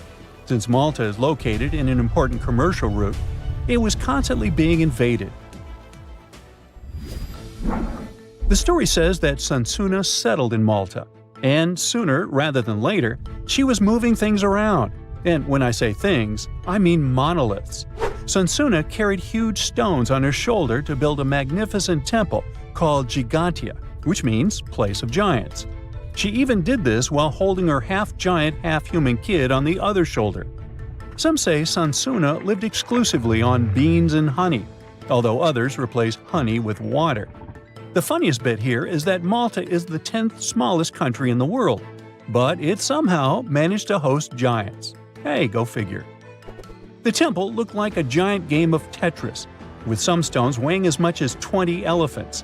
Some of these monolithic rocks are so heavy, scholars guess it would take 50 men working together to lift just one stone. Now, as much as this is entertaining, humans never proved giants were real, so this story couldn't be true. There's a brief mention of a species of giants called the Nephilim in some ancient texts. The Nephilims would have been terrible giants that wreaked havoc on the earth and only survived until the Great Flood. But nobody ever found real proof of this species really existing on Earth, until this came along. The world of Maltese archaeology unearthed quite a few shocking things in the past years. One of them are known as the hypogeum skulls. Hypogeum is the Greek word for underground, and this incredible site was discovered in the first decade of the 20th century. Back then, Malta's National Museum director received an important phone call. Someone had accidentally dug some impressive bones and asked him to come check it out. The hypogeum looked like an underground city, filled with mazes and rooms that stretched along multiple floors. They were all made with similar limestones as the Maltese temples above ground. The hypogeum was filled with important relics and artifacts. Scientists quickly understood that the hypogeum was built as a type of final resting place for locals. So, along with skulls, they found a lot of bones and skeletons. One of these artifacts were skulls, but these weren't regular human skulls. Rather, they were of the elongated type. To make matters worse, these skulls were hidden from the public for years. People started to talk and created a bunch of theories behind it. The truth is that this discovery was a turning point for Maltese archaeology, although scientists didn't know what to do with it. Some wondered if these skulls were natural or manipulated, since they knew some cultures in the world used head binds to alter their skulls. Other scientists threw in the hypothesis of little gray people or even the legendary giants. Some say that the elongated skulls could have been sculptures that worshipped otherworldly deities. There was no way to confirm any of these theories, so the question remained: who were the builders of Malta's megalithic temples? Now let's take a look at what scientists know.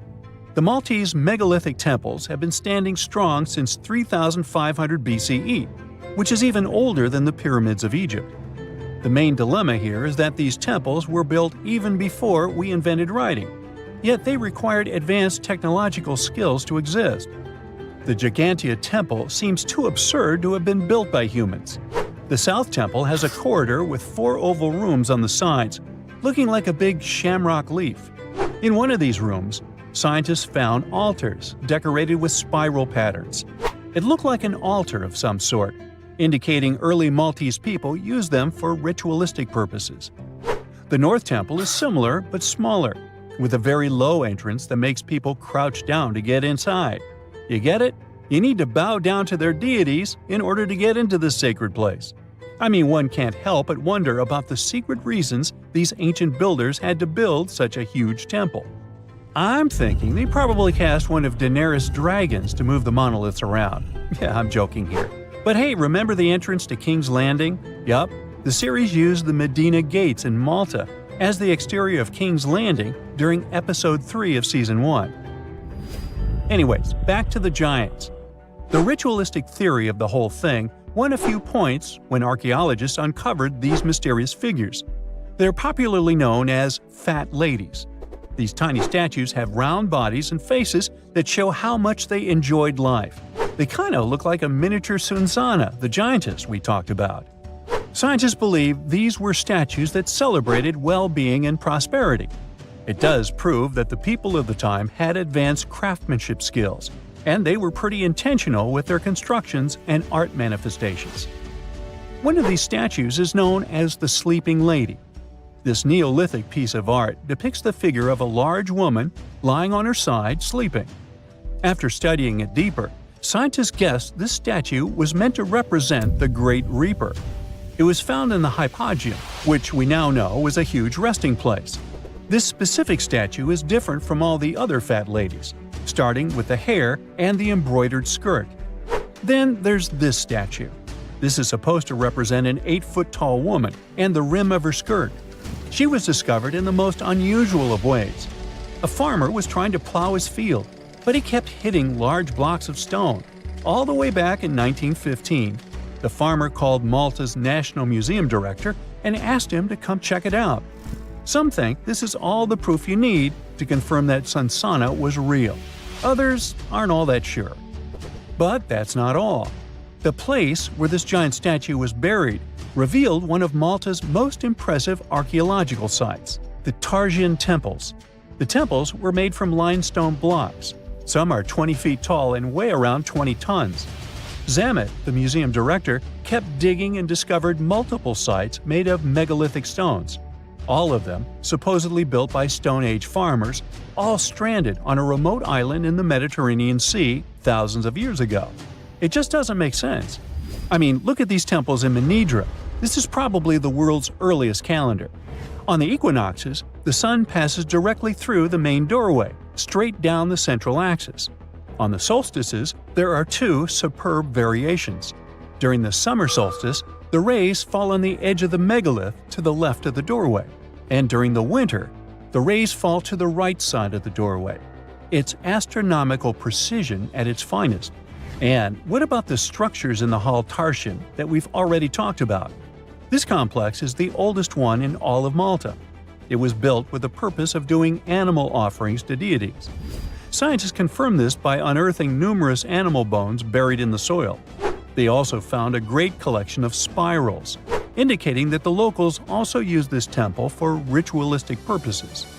Overall, there are 7 megalithic temples in Malta, each more impressive than the other.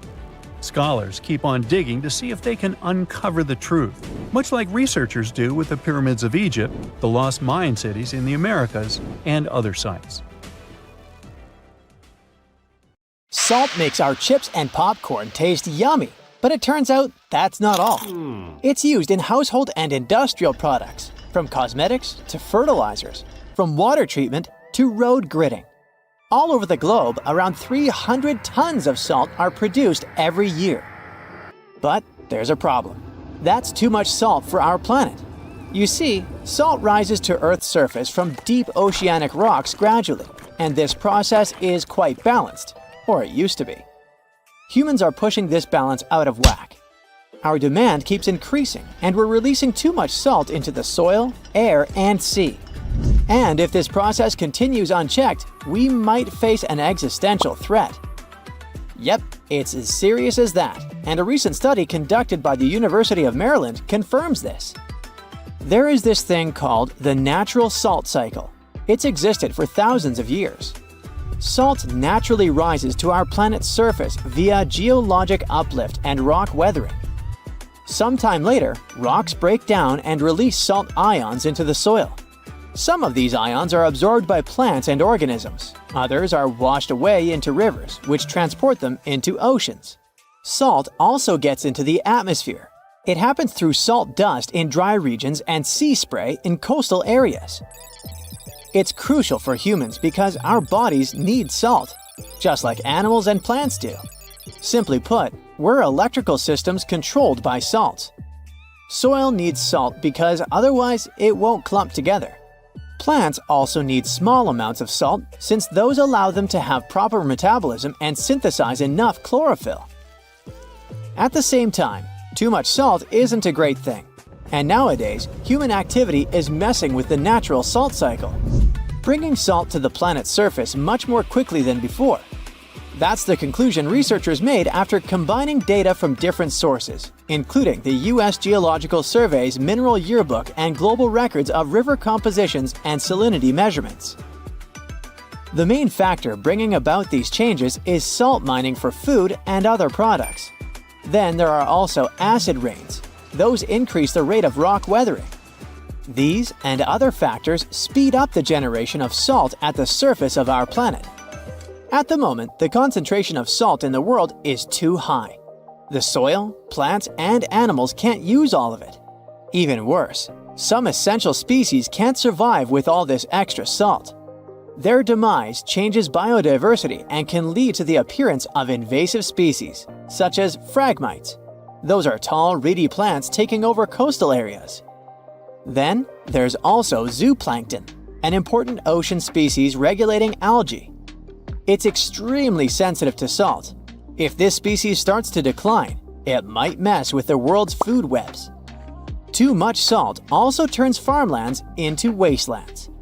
Recent reports have shown that around 833 hectares of land are already affected. And that's the area around 4 times the size of India. In some countries, huge areas become infertile because of oversalination. Plus, excess salt is bad for our health. The thing is, all that extra salt gets into groundwater, making it too salty for human consumption.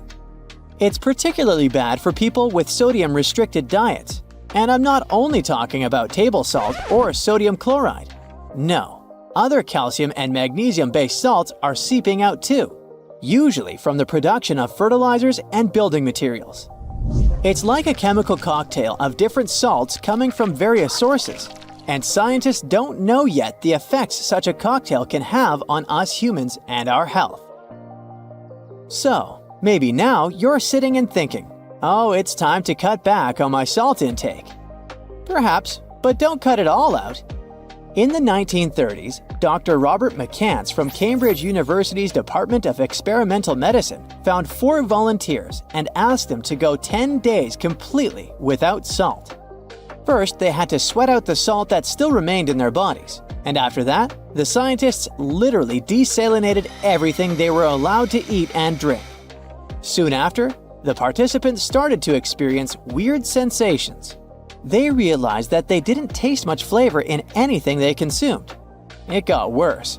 Fatigue set in, and the volunteers soon got too tired to even eat. They began to show the signs of hyponatremia. It occurs when the concentration of sodium in your blood is dangerously low. And that's when a person's blood cells swell because there's not enough salt in the blood to regulate how much water a cell should and will consume. If this condition is left untreated, it can not only result in seizures, but also have much, much worse consequences. At the end of the trial period, participants got some salty foods, and miraculously, within a few minutes, they could taste again, and their energy seemed to be replenished almost immediately. Honestly, it sounds kinda terrifying. If that's what a mere 10 days without salt are, imagine what catastrophe it would be if salt just ceased to exist. We wouldn't be able to last long, that's for sure. And it would be a never-ending drama, not only for us, but for plants and animals too. They need salt as much as we do. If our oceans suddenly lost all the salt, it would wipe out all underwater algae, cutting photosynthesis on Earth almost in half. Land-based plants would follow suit. So, soon after the disappearance of salt, we'd face a huge issue. Too much carbon dioxide and not nearly enough oxygen. Our climate would start fluctuating between extremely hot and cold temperatures, and hurricanes would become insanely powerful and super destructive. Luckily, we still have salt at our stores, and the natural salt cycle might get more or less stable again. By the way, humanity has known of and appreciated salt for many centuries. For example, it was used as offerings and to preserve mummies in ancient Egypt. It was a valuable commodity traded between the Phoenicians and their Mediterranean empire. In ancient China, people knew of more than 40 types of salt and used it for medicinal purposes. In medieval continental Europe, Venice gained power through its salt monopoly. The production and transportation of salt led to the appearance of new cities and the construction of roads. Salzburg, the city of salt in Austria, is a great example of that. Even these days, salt continues to surprise us. For example, recently, researchers from the University of Miami Rosenstiel School of Marine and Atmospheric Science have discovered rare deep-sea brine pools in the Gulf of Aqaba. That's a northern extension of the Red Sea. Those salty underwater lakes are likely to hold secrets about the way oceans on Earth formed all those millions of years ago. They might also give us some clues to life on other planets. Brine pools are some of the most extreme environments on Earth, and still, despite their ultra-high salinity, somewhat exotic chemistry, and total lack of oxygen, they're teeming with life. Researchers have even found bioactive molecules with potential anti-cancer properties in brine pool microbes in the Red Sea. These super salty zero-oxygen brine pools are located close to the coast and might preserve information on tsunamis, earthquakes, and flash floods that took place in the Gulf of Aqaba thousands of years ago. Salt has even made its way into space. Well, kind of. You see, the moon is like a comet soaring through the cosmos. Our natural satellite is followed by a slender tail consisting of irradiated matter, and our planet passes directly through this tail once a month. Well, according to a study published in the journal JGR Planets, this lunar tail is made of millions of sodium atoms. And as you already know, the chemical formula of salt is sodium chloride. Those atoms get blasted out of the lunar soil by meteor strikes and then pushed thousands of miles downstream by solar radiation. For several days a month, when the new moon is located between Earth and the Sun, the gravity of our planet drags that sodium tail into a long beam, which wraps around our planet's atmosphere. The tail itself is harmless and invisible to the unaided eye. But during those new moon days, high-powered telescopes can detect the faint orange glow of sodium in the sky. A piece of whale rib has recently been found in a North Carolina mine. Not a big deal, some might think. Hey, why can't a whale be a miner, right? But this fragment offers scientists a unique glimpse at the interactions between prehistoric sharks and whales from around 3 to 4 million years ago. The thing is, 3 tooth marks embellish the rib. That means that the whale was once badly bitten by an animal with a super powerful jaw. Judging by the spacing between the tooth marks, and it reaches almost 2.5 inches. This animal could be a megatoothed shark. I'm talking about the megalodon. Or it could be a different shark species which was around at that time. The curvature of the shark's jaw shows that the animal was relatively small, between 13 and 20 feet long. Yeah, small. As for the whale, it seems to be the ancestor of a great blue or humpback whale. Researchers are amazed. You don't usually expect to find evidence of animal interaction and behavior preserved in the fossil record. After examining the sample carefully, they concluded that the shark must have gone away with a mouthful, but the whale had survived because most of the fossil fragment is covered with what is known as woven bone. It quickly forms in response to localized infection. Such bone isn't particularly strong, and later the body remodels it into compact bone tissue. But it takes time. The presence of this bone means that the healing was incomplete, and the whale passed away 2 to 6 weeks after the unfortunate encounter. On the other hand, its demise could have been unrelated to the infection and injury. Only a handful of fossils show such kinds of interactions between ancient animals. You can often find bite marks on fossils indicating where the animal passed away and its carcass was scavenged. But this fossil is one of a few examples that not only show a wound inflicted by another animal, but also demonstrate that the prey survived. All fossils are exciting for paleontologists. Yes, they need to get out more. But some might look terrifying to regular people. For example, look at this picture of tentacle arms and octagonal-shaped heads. When it first appeared in mass media, internet users claimed that it was some ancient organism that had come from space. Others thought the story was fake.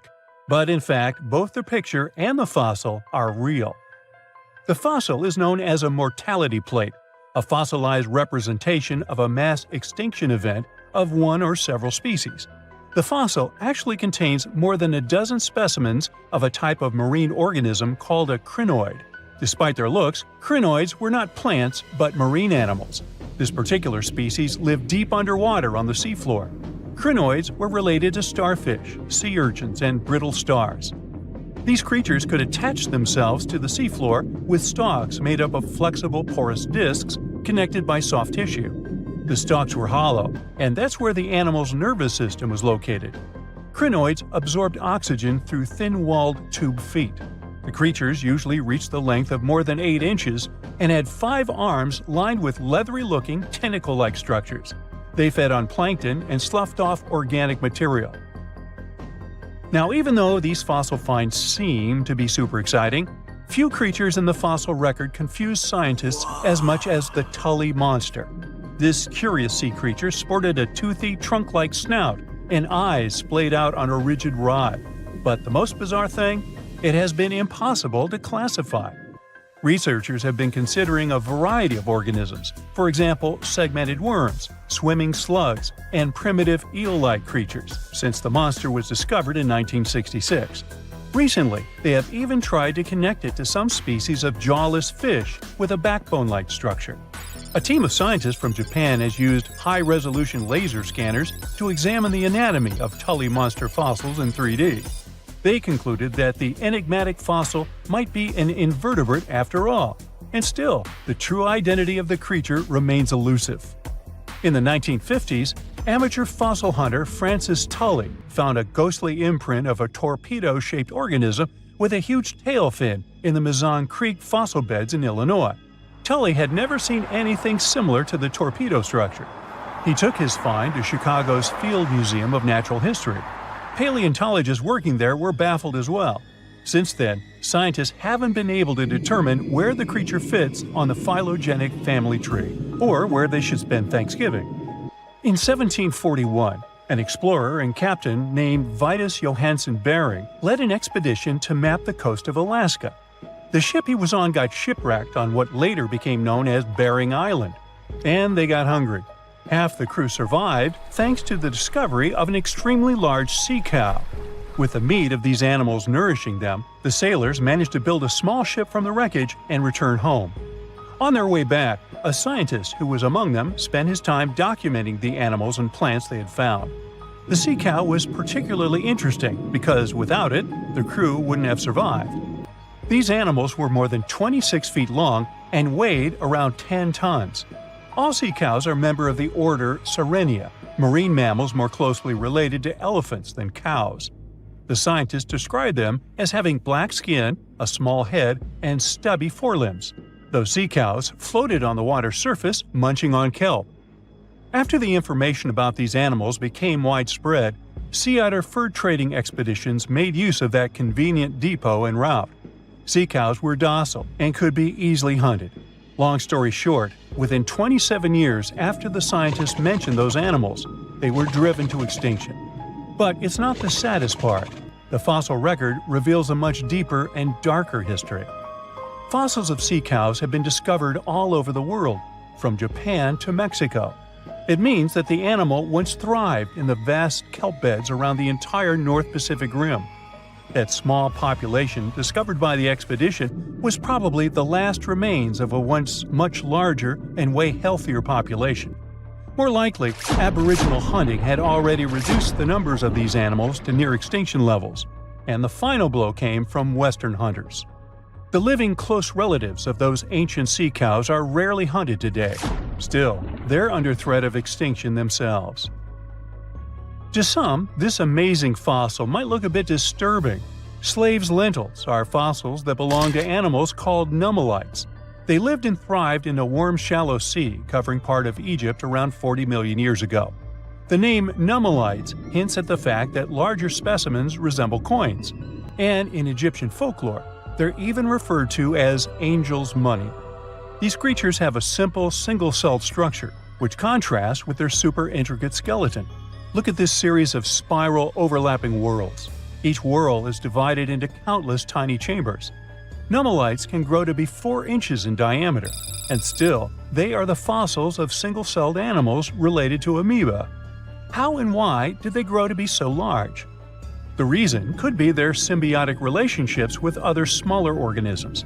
In the case of modern species, such symbionts are tiny golden-brown single-celled algae called diatoms. The shells of nummulites are relatively transparent, and since they're flat, there's a large surface area for the light needed for the diatoms to photosynthesize. For some reasons, scientists are still debating about them. The presence of plant symbionts in animals dwelling in the sea encourages the growth of a calcareous skeleton in hosts. So, the gigantic size of the nummulites in Egypt could be due to their close relationship with symbiotic diatoms. Does that make sense? Fun fact: a species of nummulites evolve very fast, and their fossils change from one layer of sediments to the next.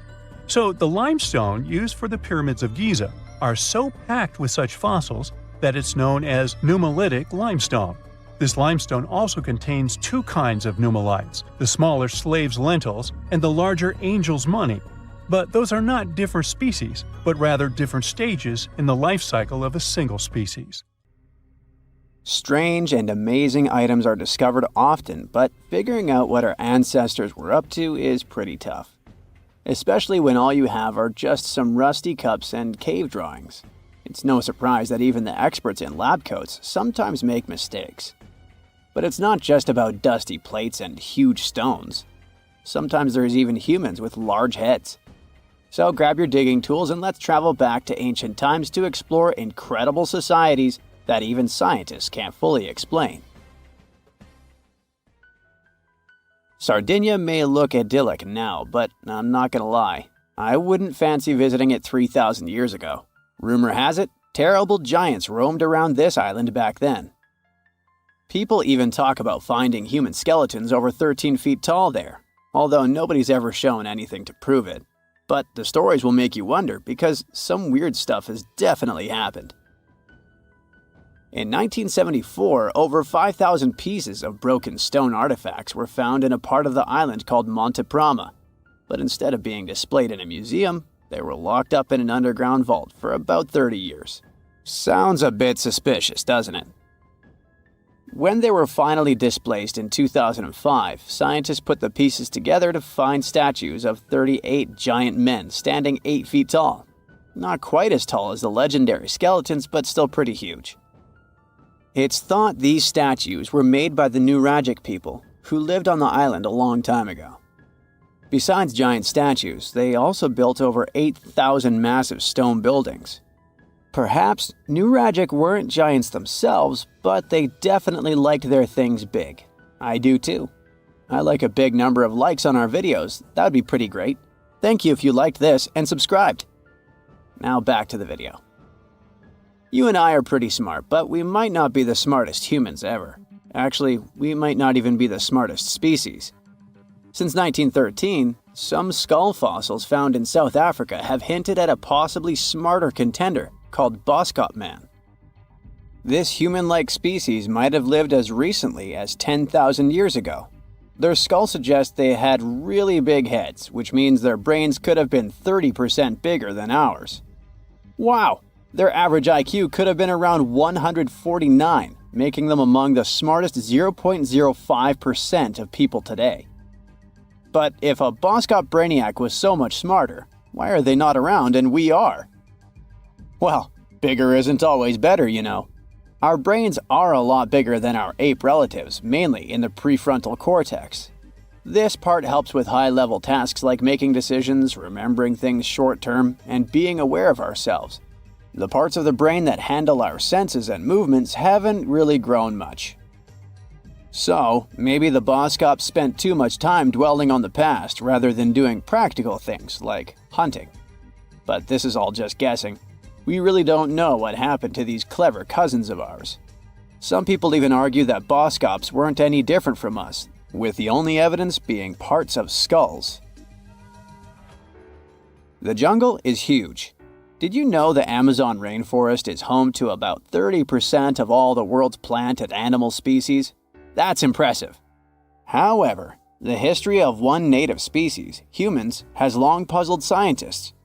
The mysterious Kasarabe people lived here for hundreds of years and then vanished around 1400 AD. People thought the Amazon only had a few scattered tribes, but recently we discovered big, unusual shapes in the ground called geoglyphs. These might look like simple shallow ditches, but they're actually the remains of a vast civilization that spread over 5,000 square miles and includes about 450 markings, some as wide as 1,300 feet. That's insane! They likely contained ceremonial buildings and could have hosted up to 1 million people as recently as 550 years ago. Thanks to new technology like LiDAR, which uses a safe laser to map the forest without harming it, we can explore deeper. In 2019, some scans showed miles of raised roads and pathways and even pyramids over 70 feet tall. They found 26 separate settlements, 2 of which were at least 250 acres each. Damn, that's like 330 soccer fields. It's not certain what happened to the Kasarabi people. Maybe European conquistadors drove them out. Maybe the most baffling ancient civilization is one we've never actually found a trace of. Yep, I'm talking about Atlantis, the grand city that supposedly sank into the ocean. The first mentions of Atlantis come from the ancient Greek philosopher Plato, who talked about a great city near the Strait of Gibraltar. But for ages, everyone just thought Plato made up Atlantis as a perfect version of his own Athens. So why, about 12,000 years after it supposedly vanished, do we still wonder if it might be real? Well, in the 19th century, U.S. Congressman Ignatius Donnelly wrote a book giving 13 reasons why he thought Atlantis was more than just a myth. Then, in 1965, some folks thought they actually found Atlantis when they discovered the Richat structure, a massive 25-mile-wide dome in Mauritania, Africa. It's so big that you can see the whole thing from space. 2 astronauts flying over the Sahara Desert spotted this giant eye staring back at them and thought they'd made the discovery of a lifetime. Unfortunately, there's no solid evidence linking this structure to Atlantis. It's believed to have formed from volcanic activity about 100 million years ago. But it does look suspicious, doesn't it? Still, we're no closer to knowing the truth. Imagine going back to about 3,300 BCE and finding yourself in South Asia. Welcome to the Harappan civilization. These people were way ahead of their time. They had cities like Harappa and Mohenjo-Daro, complete with baked brick houses, sophisticated drainage systems, and even public baths. This place might have had over 5 million people, making it one of the densest regions at the time. They also invented a system of standardized weights that was incredibly useful for traders. And trading they did. These people had connections stretching all the way to the Middle East, thanks to their great skills in metallurgy. They even had a form of ancient branding. The seals were used to stamp clay on trade goods. Despite being so advanced with a thriving urban life, there's a whole bunch of mystery shrouding their language and script. We've got bits and pieces of their writing, but no one's deciphered them yet, even with all the technology we have today. We also still don't know how exactly their society worked. It looks like they didn't flaunt their social status as much as other civilizations. No grand palaces or massive monuments. Instead, their largest buildings might have been granaries. They sure were practical. Unfortunately, all good things must come to an end. Around 1800 BCE, this bustling civilization started to decline, possibly due to shifts in river patterns. As the environment changed, the Harappans packed up, moving towards more hospitable lands. Ever heard of the Minotaur? The beast with a bull's head and a man's body, hunting the bravest travelers in a massive maze. Well, this wasn't just any old tale. It was one of the most popular dramas of the ancient world. And it was inspired by this place, the island of Crete. The Minoans lived here during the Bronze Age. They had stunning palaces, amazing frescoes, and a culture so rich it still fascinates historians to this day.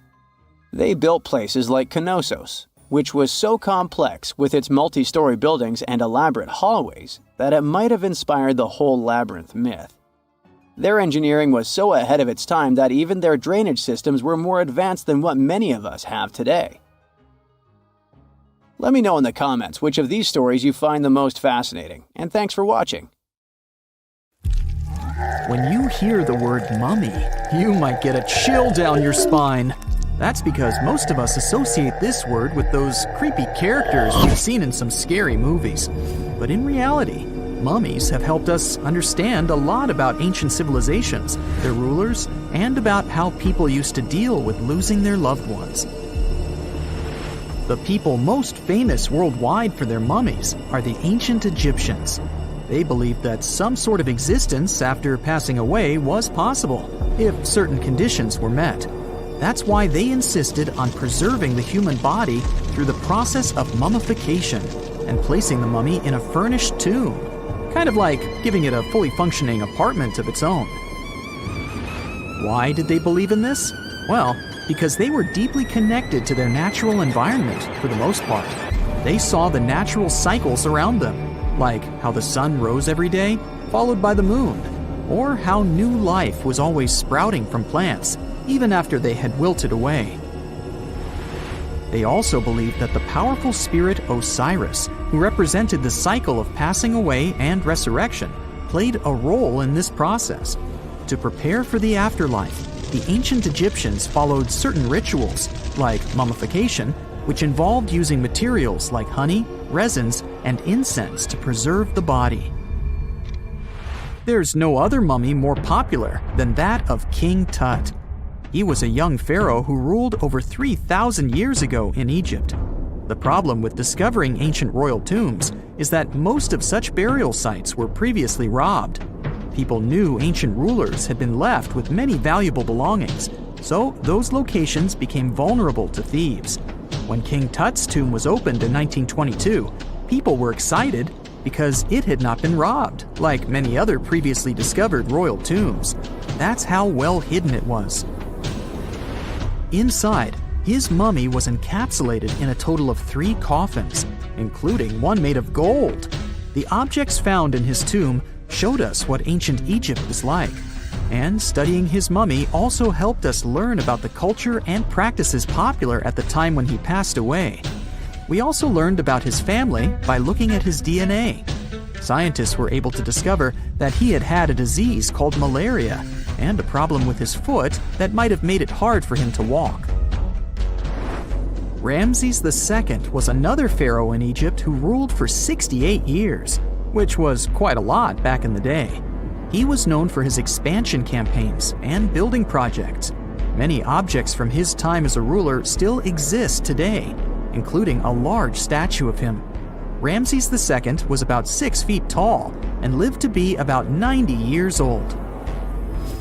After looking at his mummy, scientists concluded that he may have had a medical condition that affected his spine. Now, remember those thieves I mentioned before? They are probably the reason why Ramses II ended up in a plain coffin in a secret collection of royal mummies at Deir al-Bahari, which was rediscovered in 1881. Thankfully, archaeologists were able to identify him because his journeys had been recorded on his wrappings. The process was really tedious too. In fact, in ancient Egypt, the mummification process could take a staggering 70 days to complete. A special person would say a very specific speech while delicately handling the body and drying it out using a type of salt called natron. They also used linen and resin to make the body look more lifelike and to wrap it in cloth. The tomb was equally as important for ancient Egyptians. The walls of King Tut's tomb, for example, were adorned with intricate artwork that depicted his journey to the afterlife, from his burial procession to his passage through the underworld. The ancient Egyptians believed that everyone made this journey after passing away, and they filled their tombs with items and paintings to help the person in their spiritual travels. Additionally, the walls of the tomb were decorated with spells from a special book, which contained a collection of poems that the Egyptians believed would help people reach the afterlife.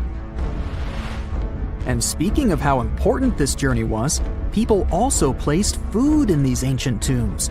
In King Tut's tomb, archaeologists discovered 36 jars of vintage beverages and 8 baskets of fruit, which were believed to be left there to help him in his journey to the afterlife.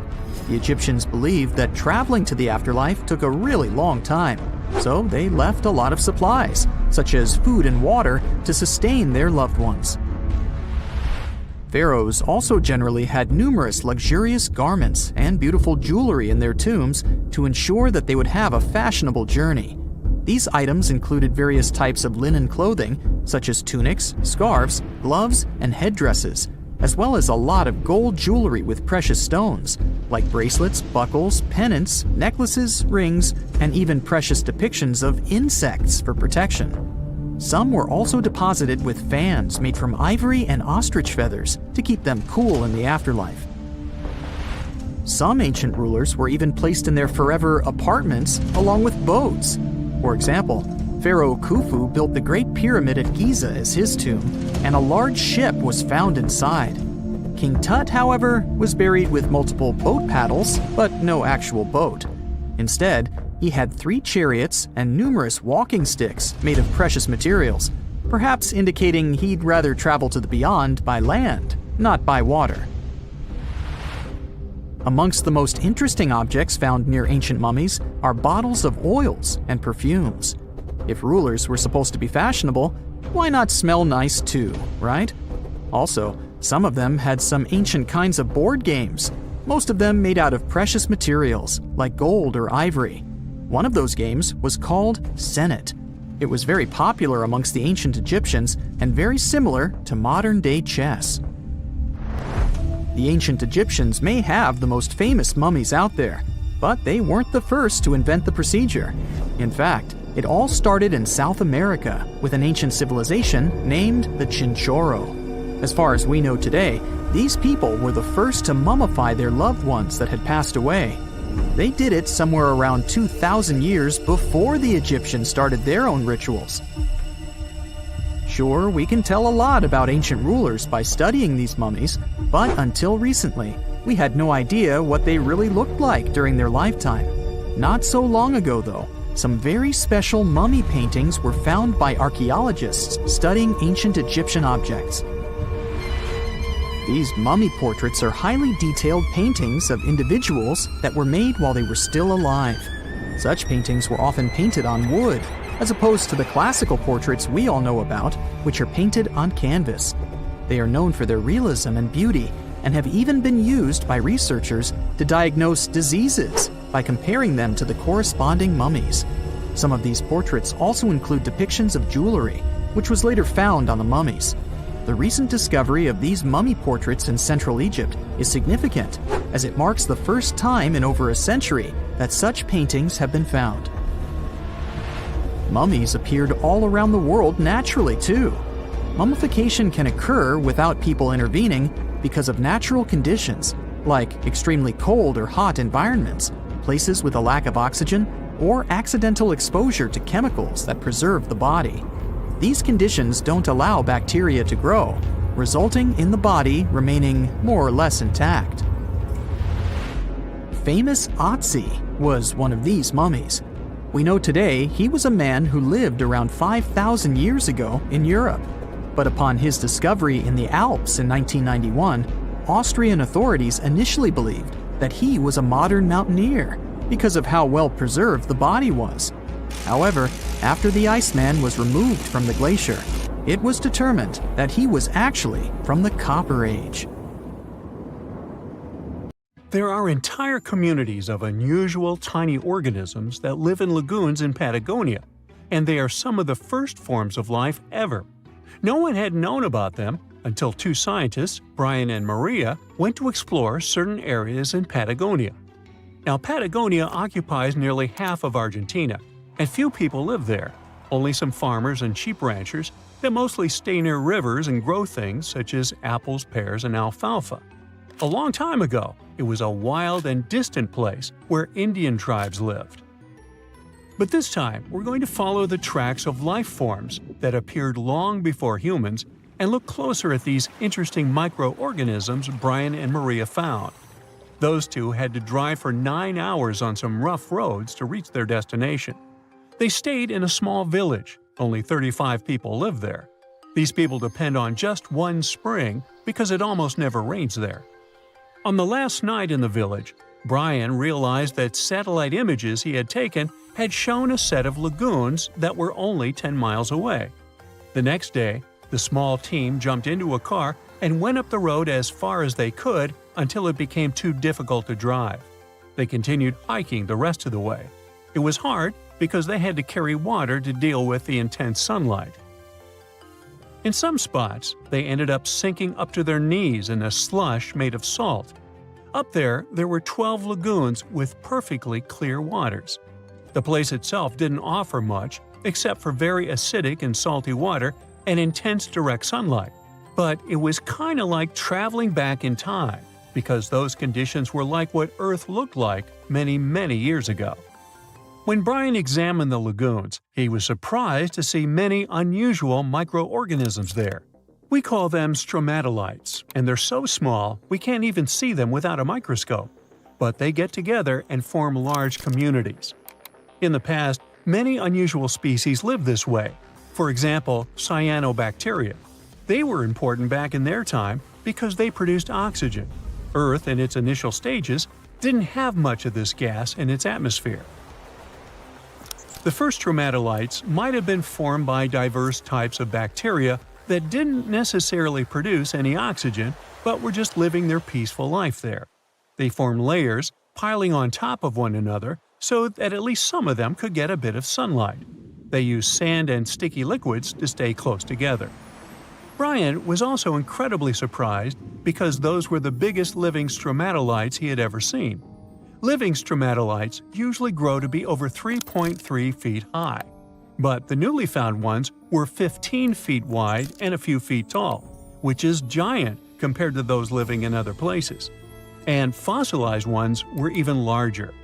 A long time ago, they could grow bigger than today because there weren't many other species that could eat or harm them. Also, there are many other organisms today that can grow faster and more massive than them and take up their space. That's why stromatolites can only survive in rare places where hardly anything else can live, like in these very salty lagoons located high above sea level in Punta de Atacama. The stromatolites found there are the most famous ones because they might be some of the best examples of the earliest life on our planet. But they're not actually the first form of life on Earth. The oldest of their fossils are 3.5 billion years old, while some other evidence we have tells us that life on our planet appeared around 4.1 billion years ago. Maybe some stromatolites lived back then as well. But Earth has changed a lot since then, and the places where they might have lived haven't survived.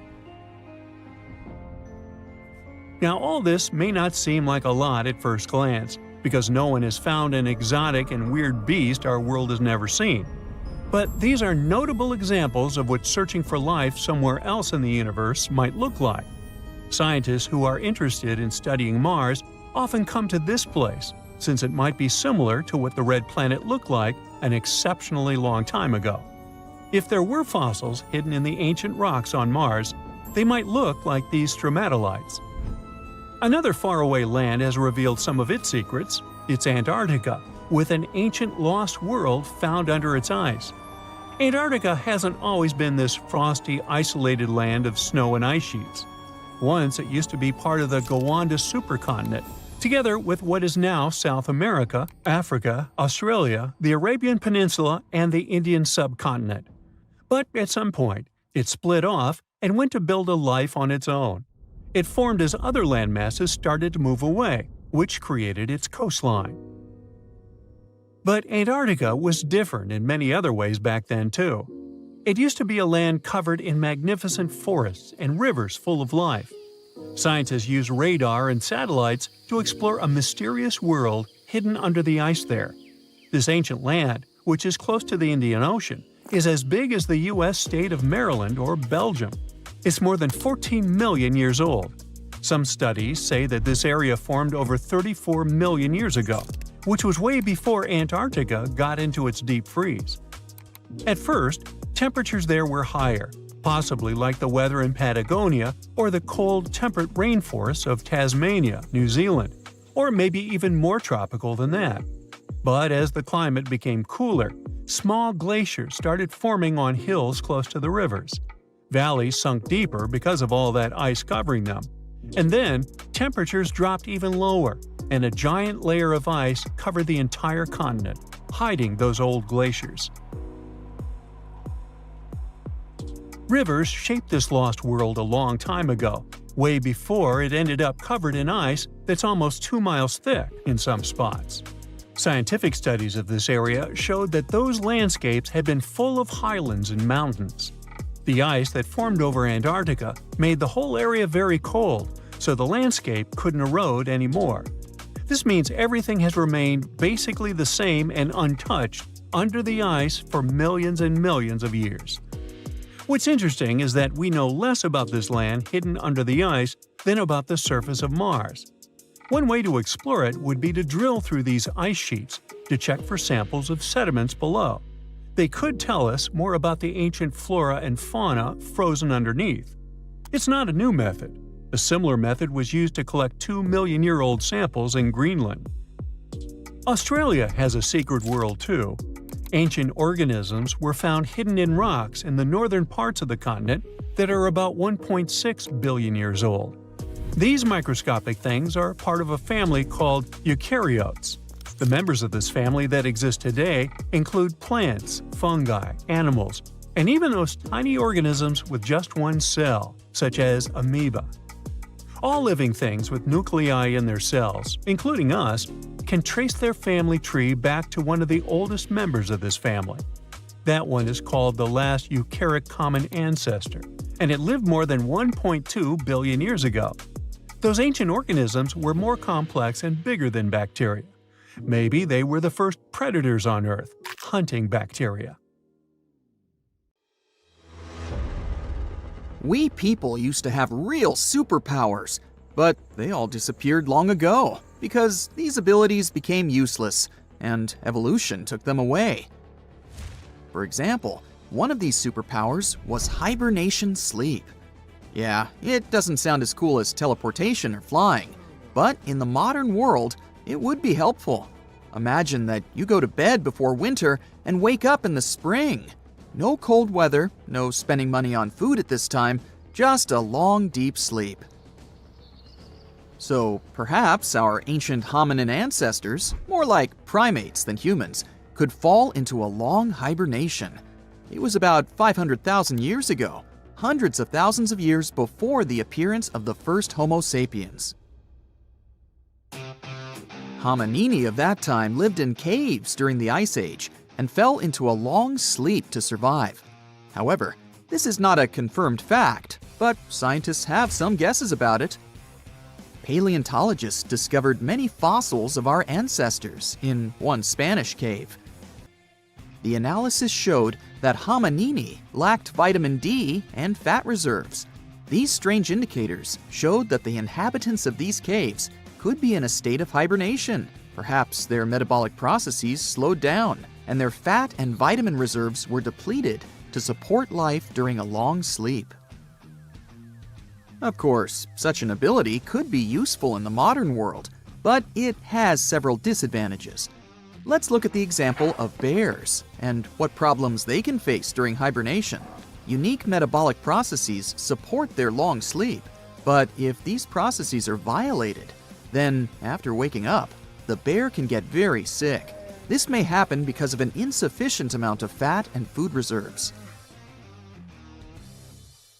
Another ability from the past would help save thousands of dollars for modern people. This ability is strong and healthy teeth. Today, we have dental clinics, high-tech equipment, hundreds of types of toothbrushes and toothpaste, mouthwashes, and much more for the health of our teeth. Despite this, ancient people had stronger and healthier teeth. More powerful jaws and sharp teeth allowed them to chew on hard meat, and the immunity of the oral cavity didn't allow bacteria to develop. But then, agriculture appeared. People started to eat grains. This added new species of bacteria to the oral cavity, weakened the jaw muscles, and provoked cavities. Teeth became more fragile, but they got the most severe blow when people discovered sugar. Sweets added a lot of problems to teeth health. Previously, Teeth worked as a tool for processing hard materials, but then we began to eat soft food, meatballs, and fried chicken, and the strength of teeth became meaningless. Evolution took that away from us. Our ancestors were taller, stronger, more agile, and more resilient than we are. A couple of days spent in the fields while hunting mammoths were the equivalent of a month of regular training in the gym. People were not obese. They ate natural food and looked like athletes. But why were they taller? What influenced bone growth? Over the past 10,000 years, the changes in growth were most noticeable. But this trend has changed in our direction in the last few centuries. People have started to get taller. It's difficult to determine the exact cause of such changes. It can be genetics, environment, lifestyle, nutrition, or modern technologies. So, 40,000 years ago, Cro-Magnons hunted and gathered in Europe. They were better developed physically, thanks to this lifestyle. Their ancestors migrated to Europe from Africa, which was the reason for the tall growth.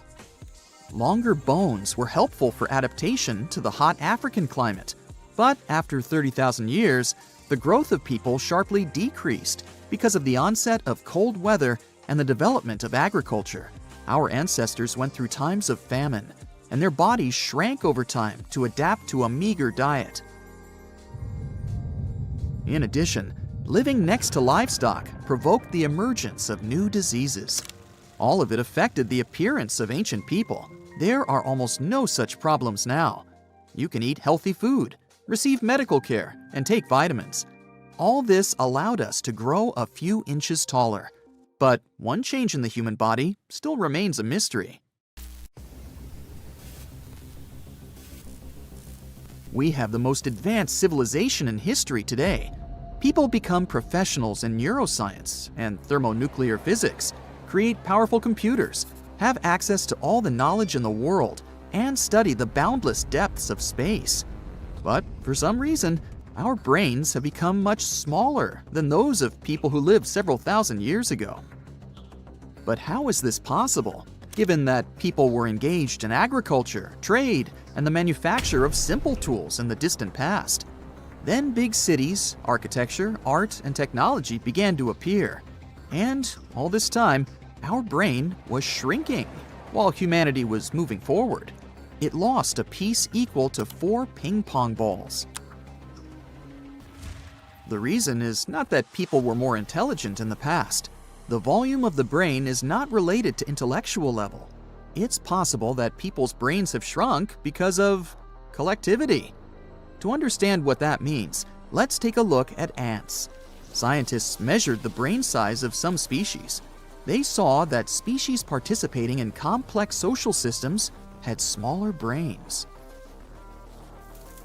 This means that if an ant interacts closely with other ants, sharing work with them, its brain decreases. Sharing duties with other species contributes to brain shrinkage. Its cognitive abilities are distributed among different groups performing different jobs. It seems like a brain unloads its working and thus becomes smaller. That is, if you live alone on an island, do agriculture, fish, and build a house alone, then your brain becomes bigger. But in a large society, where all these activities are distributed among many locals, the human brain is shrinking. In a sense, intelligence becomes collective. And at what point in time did human intelligence become as collective as possible? When writing appeared. It appeared about 2,000 years before the beginning of brain shrinkage. When people learned to write, they freed up a large memory area in the brain. They didn't have to keep all the necessary things and ideas in their minds. With the development of civilization, the collectivization of humankind grew. And then there was TV and the internet. We will discover how this affects our brains in the future. On the one hand, the volume may decrease even more. But on the other hand, we're surrounded by an endless stream of information. We don't know yet how it will affect the size of the brain. The collectivization of consciousness is only one of the hypotheses according to which our brain has increased. Another theory says that this happened because of the home lifestyle. The brain of a dog, cat, or other pet is smaller than their ancestors who lived in the wild without a human. When people started living in cities and spending less energy on getting food, their brains could also begin to shrink. In addition to the size of the brain, people have undergone many changes. Humanity now shows a huge variety in appearance, which the early Homo sapiens didn't have. In the distant past, they possessed the same physical properties characteristic of a particular region. For example, a short and stocky build was typical for people living in cold conditions. The body area of a small person helps to keep warm better. Also, the body area of a tall person gives off heat more efficiently, so people in warm African regions are taller. And in places where it's scorching during the day and frosts come at night, people can develop the ability to lower their body temperature without feeling cold and shivering. This phenomenon concerns the Australian native tribes living in the central desert. The environment affects external characteristics almost as well as genetics. And over the past 40,000 years, the speed of evolution has increased. The ability to travel and the growth of the people population contributed to the mixing of different ethnic groups across the planet, which also provided diversity in evolution. It seems like humanity still comes to the highest point of our evolution, and perhaps there are no limits to that.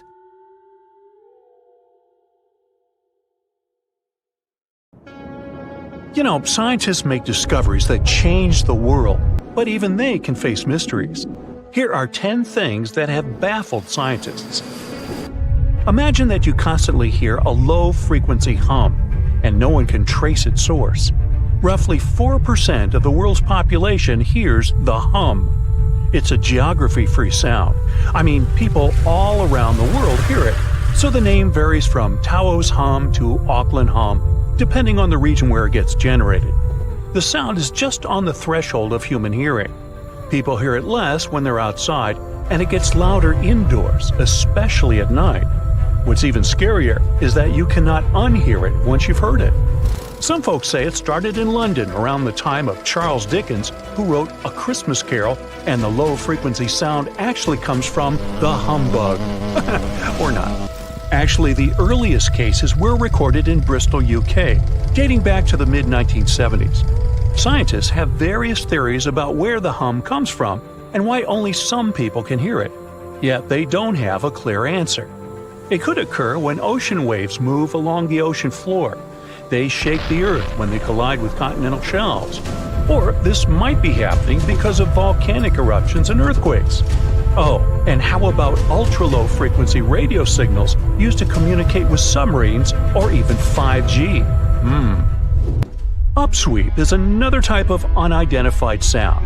It was discovered in 1991 in the Pacific Ocean. The sound is high enough to be recorded throughout the ocean. Scientists theorize that the sound could be related to underwater volcanic activity. Interestingly, the volume of the sound has been diminishing compared to its volume when it was first discovered, yet it still can be detected. Plus, it's seasonal. It reaches its highest volume in spring and fall. Is it related to seasonal changes? No one really knows for sure.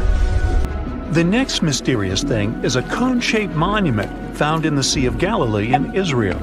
This monument was discovered accidentally by sonar scanning in 2003, but the findings were published only in 2013. The monument weighs 60,000 tons. It was once submerged by rising waters. Archaeologists say the monument is enigmatic because they can't figure out where it's from. They don't know what it's connected to or its function. So this big and unusual thing remains a mystery. Now let's move to Göbekli Tepe, Turkey. This place offers you one of the most archaeologically significant sites in the world. Why is it important? Well, it has massive carved stones about 11,000 years old. To put it in perspective, they're 6,000 years older than Stonehenge. Ancient people placed these stones before they began farming or crafting metal tools or pottery. So the existence of this place goes against the chronology of civilization we're familiar with. where people farmed first and built second. Apparently, it wasn't like that. In any case, a good question is, what was the purpose of this site? Was it built to worship some spirits? Yep, archaeologists believe it might be the world's oldest temple. Okay, say this with me. Paleodiction notusum. Yeah, I know it sounds like a chemical formula. This is a living fossil found deep down on the ocean floor. A creature makes these hexagonal burrows, that for sure. Yet scientists can't identify the artists. Now, what do I mean by living fossil? Well, Paleodiction notusum is a creature believed to produce a burrow nearly identical to Paleodiction fossils. Is it a worm-like animal that made them? Scientists don't know. One thing is clear, this isn't some random stuff created by geological forces. Now, speaking of fossils, take a look at this giant one. Its informal name is Godzillius. It was discovered in 2011 by an amateur paleontologist. This is a scientist who studies the history of life on Earth by analyzing fossil records. Anyway, back to Godzillius. It's almost 7 feet in length and 9 feet tall if you were to measure it upright. This fossil is 450 million years old, coming from the time when Cincinnati was underwater. It might be a fossilized algae mat, but some scientists have different opinions. This is a massive tunnel found in South America. The tunnel is at least 8,000 to 10,000 years old. At first, researchers discovered a couple of colossal burrows. They were enormous and neatly constructed. Geologists were amazed, saying they had never seen such structures before. There's no known geologic process to explain their formation. I mean, researchers have known about the burrows since the 1930s, but back then they believed that these tunnels were just some sort of archaeological construction, until they discovered huge claw marks on the walls and ceiling. They reasoned that some extinct species could be the ones to have left these marks. Many geologists strongly believe they found the burrows of giant ground sloths and armadillos. The structure is the largest known burrow from the Paleolithic age in the Amazon. Yet experts have many questions. How come such a deliberate-looking structure could form naturally? A researcher then discovered another strange cave. This one was hundreds of miles away from the massive tunnel. Fast forward, there are now more than 1,500 burrows from the Paleolithic age found in Brazil. What's even more interesting is that some of these caves are connected to tunnels that sometimes lead to chambers. I'll continue with a natural phenomenon. What if I told you that every year, especially in October, fireballs appear on the Mekong River in Thailand? According to legends, Naga fireballs are a call for Buddha to return to Earth, and river serpents are the ones making these calls. Well, that's a myth, but what does science say about it? Is it related to a flammable gas? There are no clear answers yet. These fireballs appear to rise from the water. They can go as high as almost 990 feet. They're like fireworks, disappearing rapidly.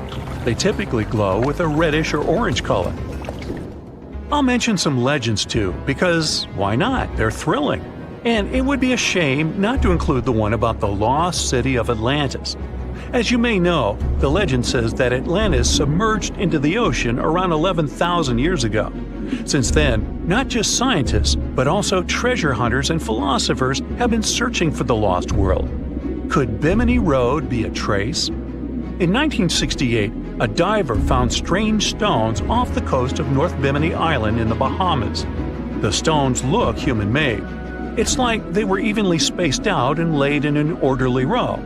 It baffled scientists, but not for long. Carbon dating analysis of the blocks revealed that geological forces created the road naturally.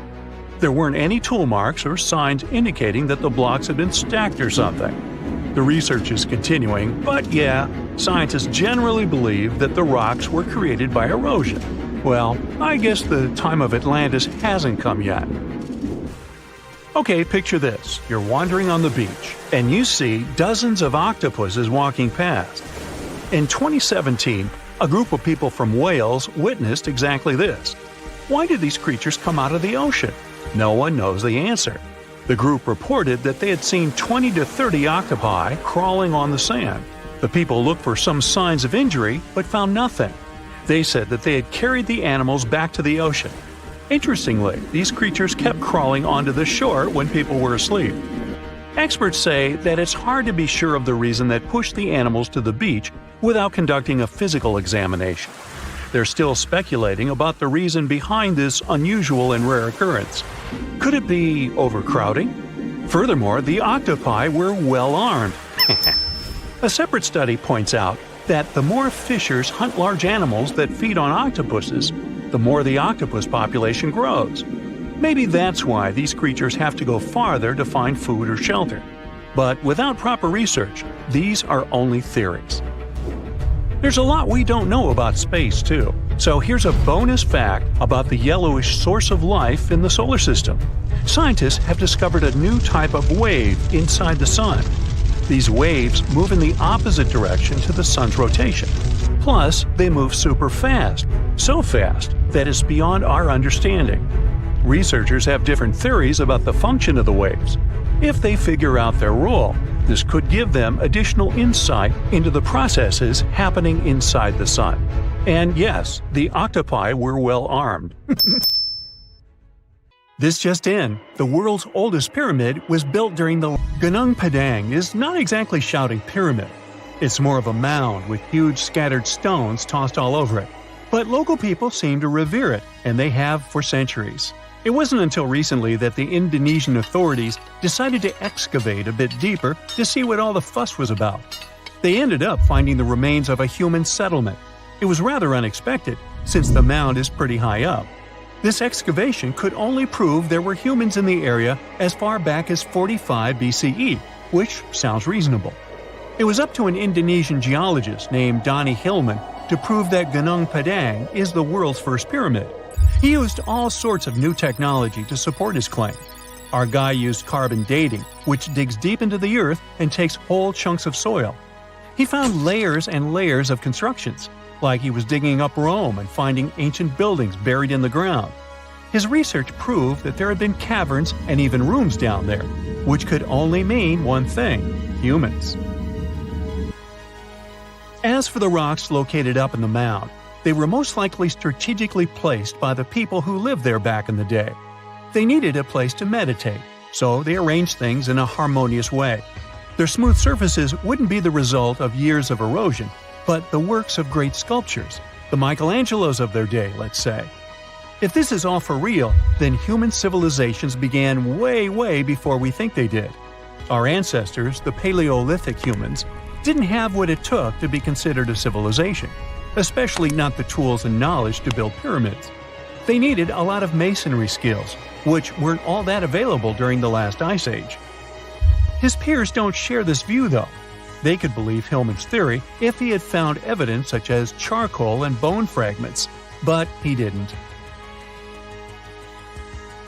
Flint Dibble, another archaeologist, says that without concrete evidence of human activity, there's no proof of an actual pyramid. In this case, all the data proves is that the soil in the mound dates back to 27,000 years ago. He thinks the rocks on top of the mound just slipped down the hill, like rocks normally do. Only a complex society would have managed to build a stepped pyramid like they claim it was. But according to Bill Farley, an American archaeologist, there's just no reason to believe there were any settlements in Indonesia during the last ice age. Now, just so you know, the oldest known ancient society with this kind of knowledge is probably 11,000 years old and used to occupy the region of modern-day Turkey. Take a look, Turkey's Göbekli Tepe. It's also not a pyramid, but it's the oldest monolithic construction made by humans. Back in the Neolithic period, a lot of people settled there, and there are proofs for it. For example, the walls there are covered in ancient drawings of clothing and wild animals. Until recently, the title of the world's oldest pyramid went to a three-sided construction known as the Djoser Pyramid in Egypt. Djoser is located just a few miles south of the Giza complex in a town called Saqqara.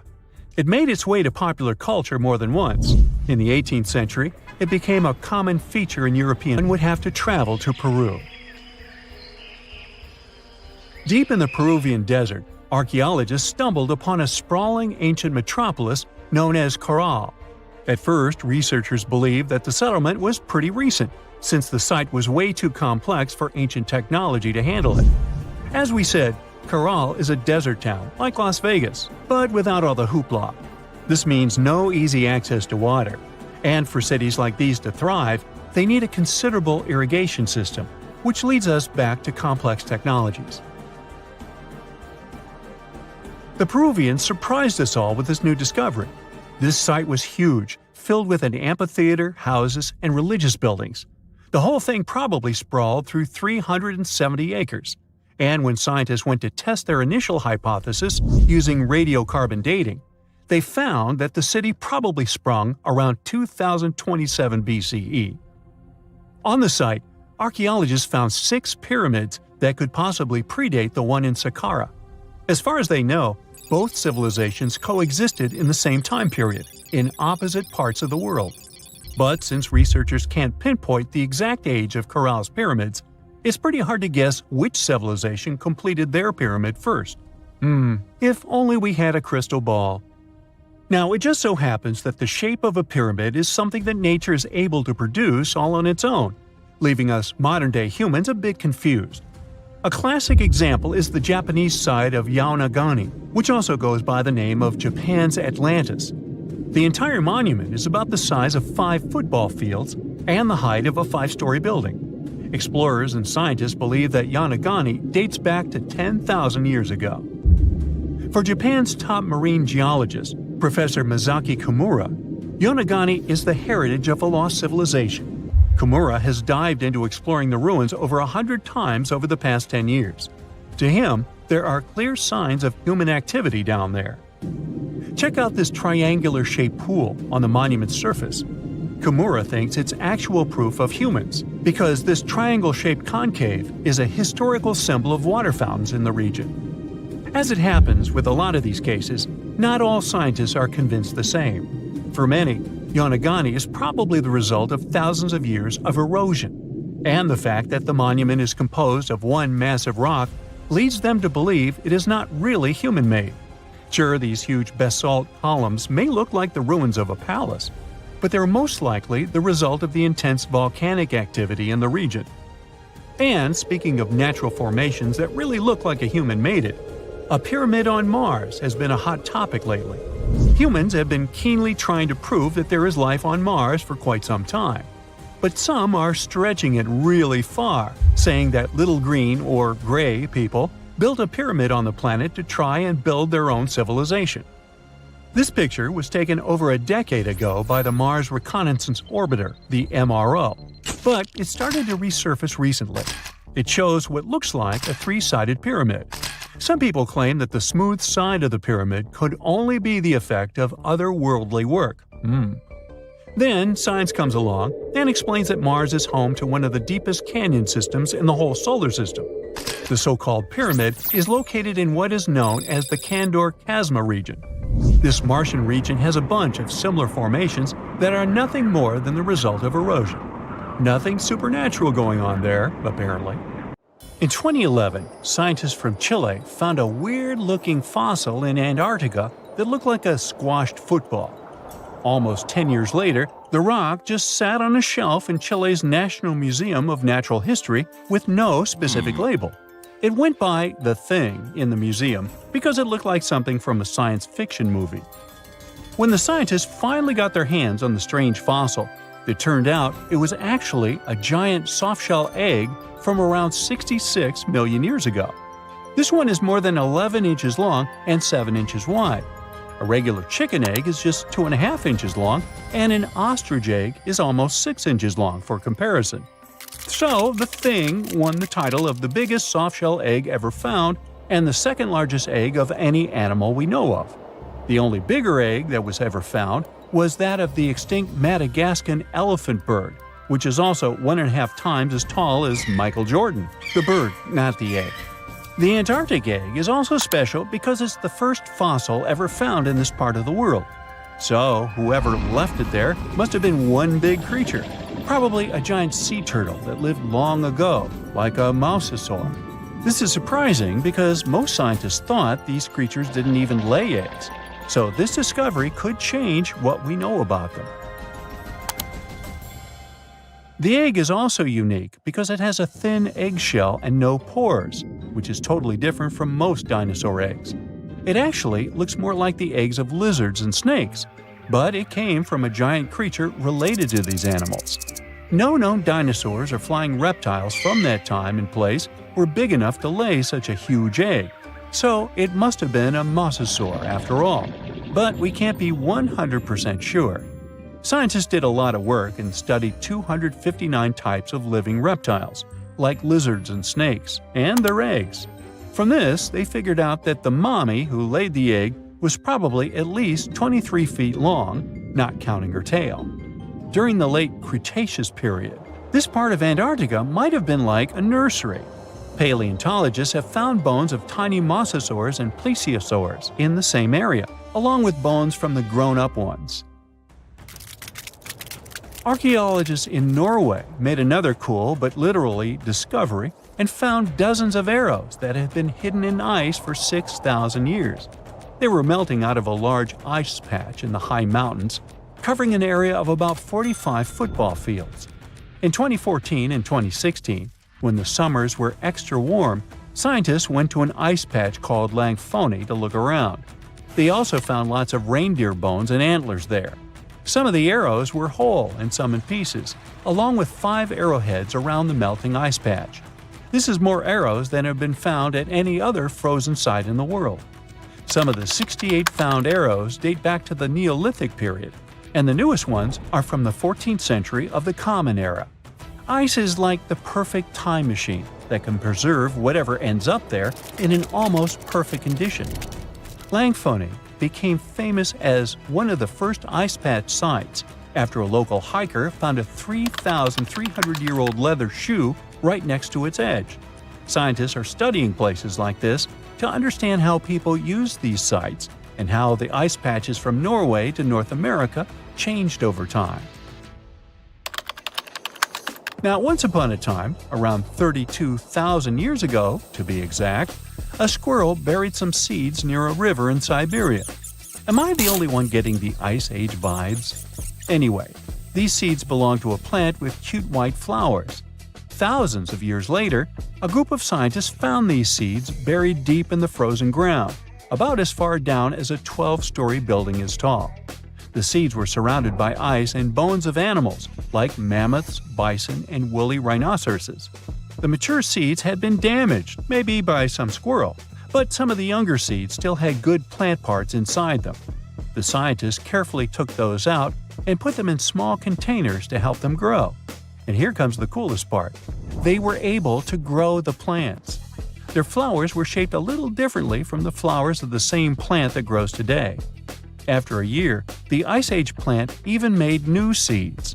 Based on this, the scientists suggested that permafrost could be a depository for an ancient gene pool, and we could find extinct species there and bring them back to life. Scientists on an icebreaker in Antarctica were looking for whales, but found something way more unusual. The camera behind the ship, which is as heavy as a car, detected 16 million icefish nests on the floor of the Weddell Sea. The nests were located about every 10 inches in all directions and covered an area of 93 square miles, which is slightly bigger than the whole of Washington, D.C. The colony even had a distinct border, which was a line in the sand. The scientists were in the area because they were studying a special spot in the ocean where the water was a little warmer than the water around it. In this warmer water, they found tiny animals called zooplankton near the top. When the young icefish hatch, they swim up to this area to eat the zooplankton before going back down to the seafloor to grow up and have their own offspring. Since there was so much food, it made sense to see icefish in this warm water. But they didn't expect to find such a huge number of icefish nests, much more than anyone had ever seen before. New Zealand's Antarctic Heritage Fund found some old photo negatives in a hut in Antarctica. They turned out to be unique images from the Ross Sea Party. It was a famous failed expedition led by Ernest Shackleton. He wanted to become the first person to cross Antarctica by land, from the Weddell Sea to the Ross Sea, passing through the South Pole. But things went wrong when their ship, the Aurora, was blown out to sea. They had to use the hut from another explorer, Captain Robert Falcon Scott. His goal was to be the first person to reach the North Pole, but sadly, he didn't succeed either. The negatives were made of cellulose nitrate and were found stuck together in the small box.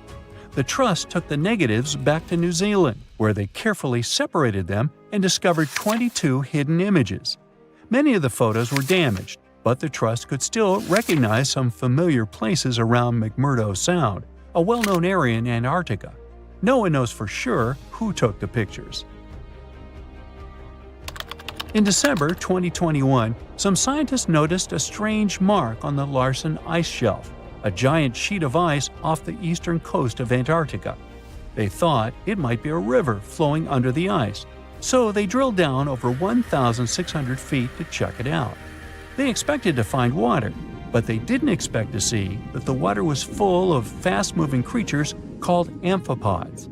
The scientists also found that the water in the underground river had unusual layers of currents moving in different directions, which they still don't fully understand. Another surprising thing happened during their research. On December 20th of the same year, a volcano erupted far away in Tonga, and the pressure waves from the eruption were detected all the way down in the ice river in Antarctica. It shows how everything on our planet is connected, even in the most distant places.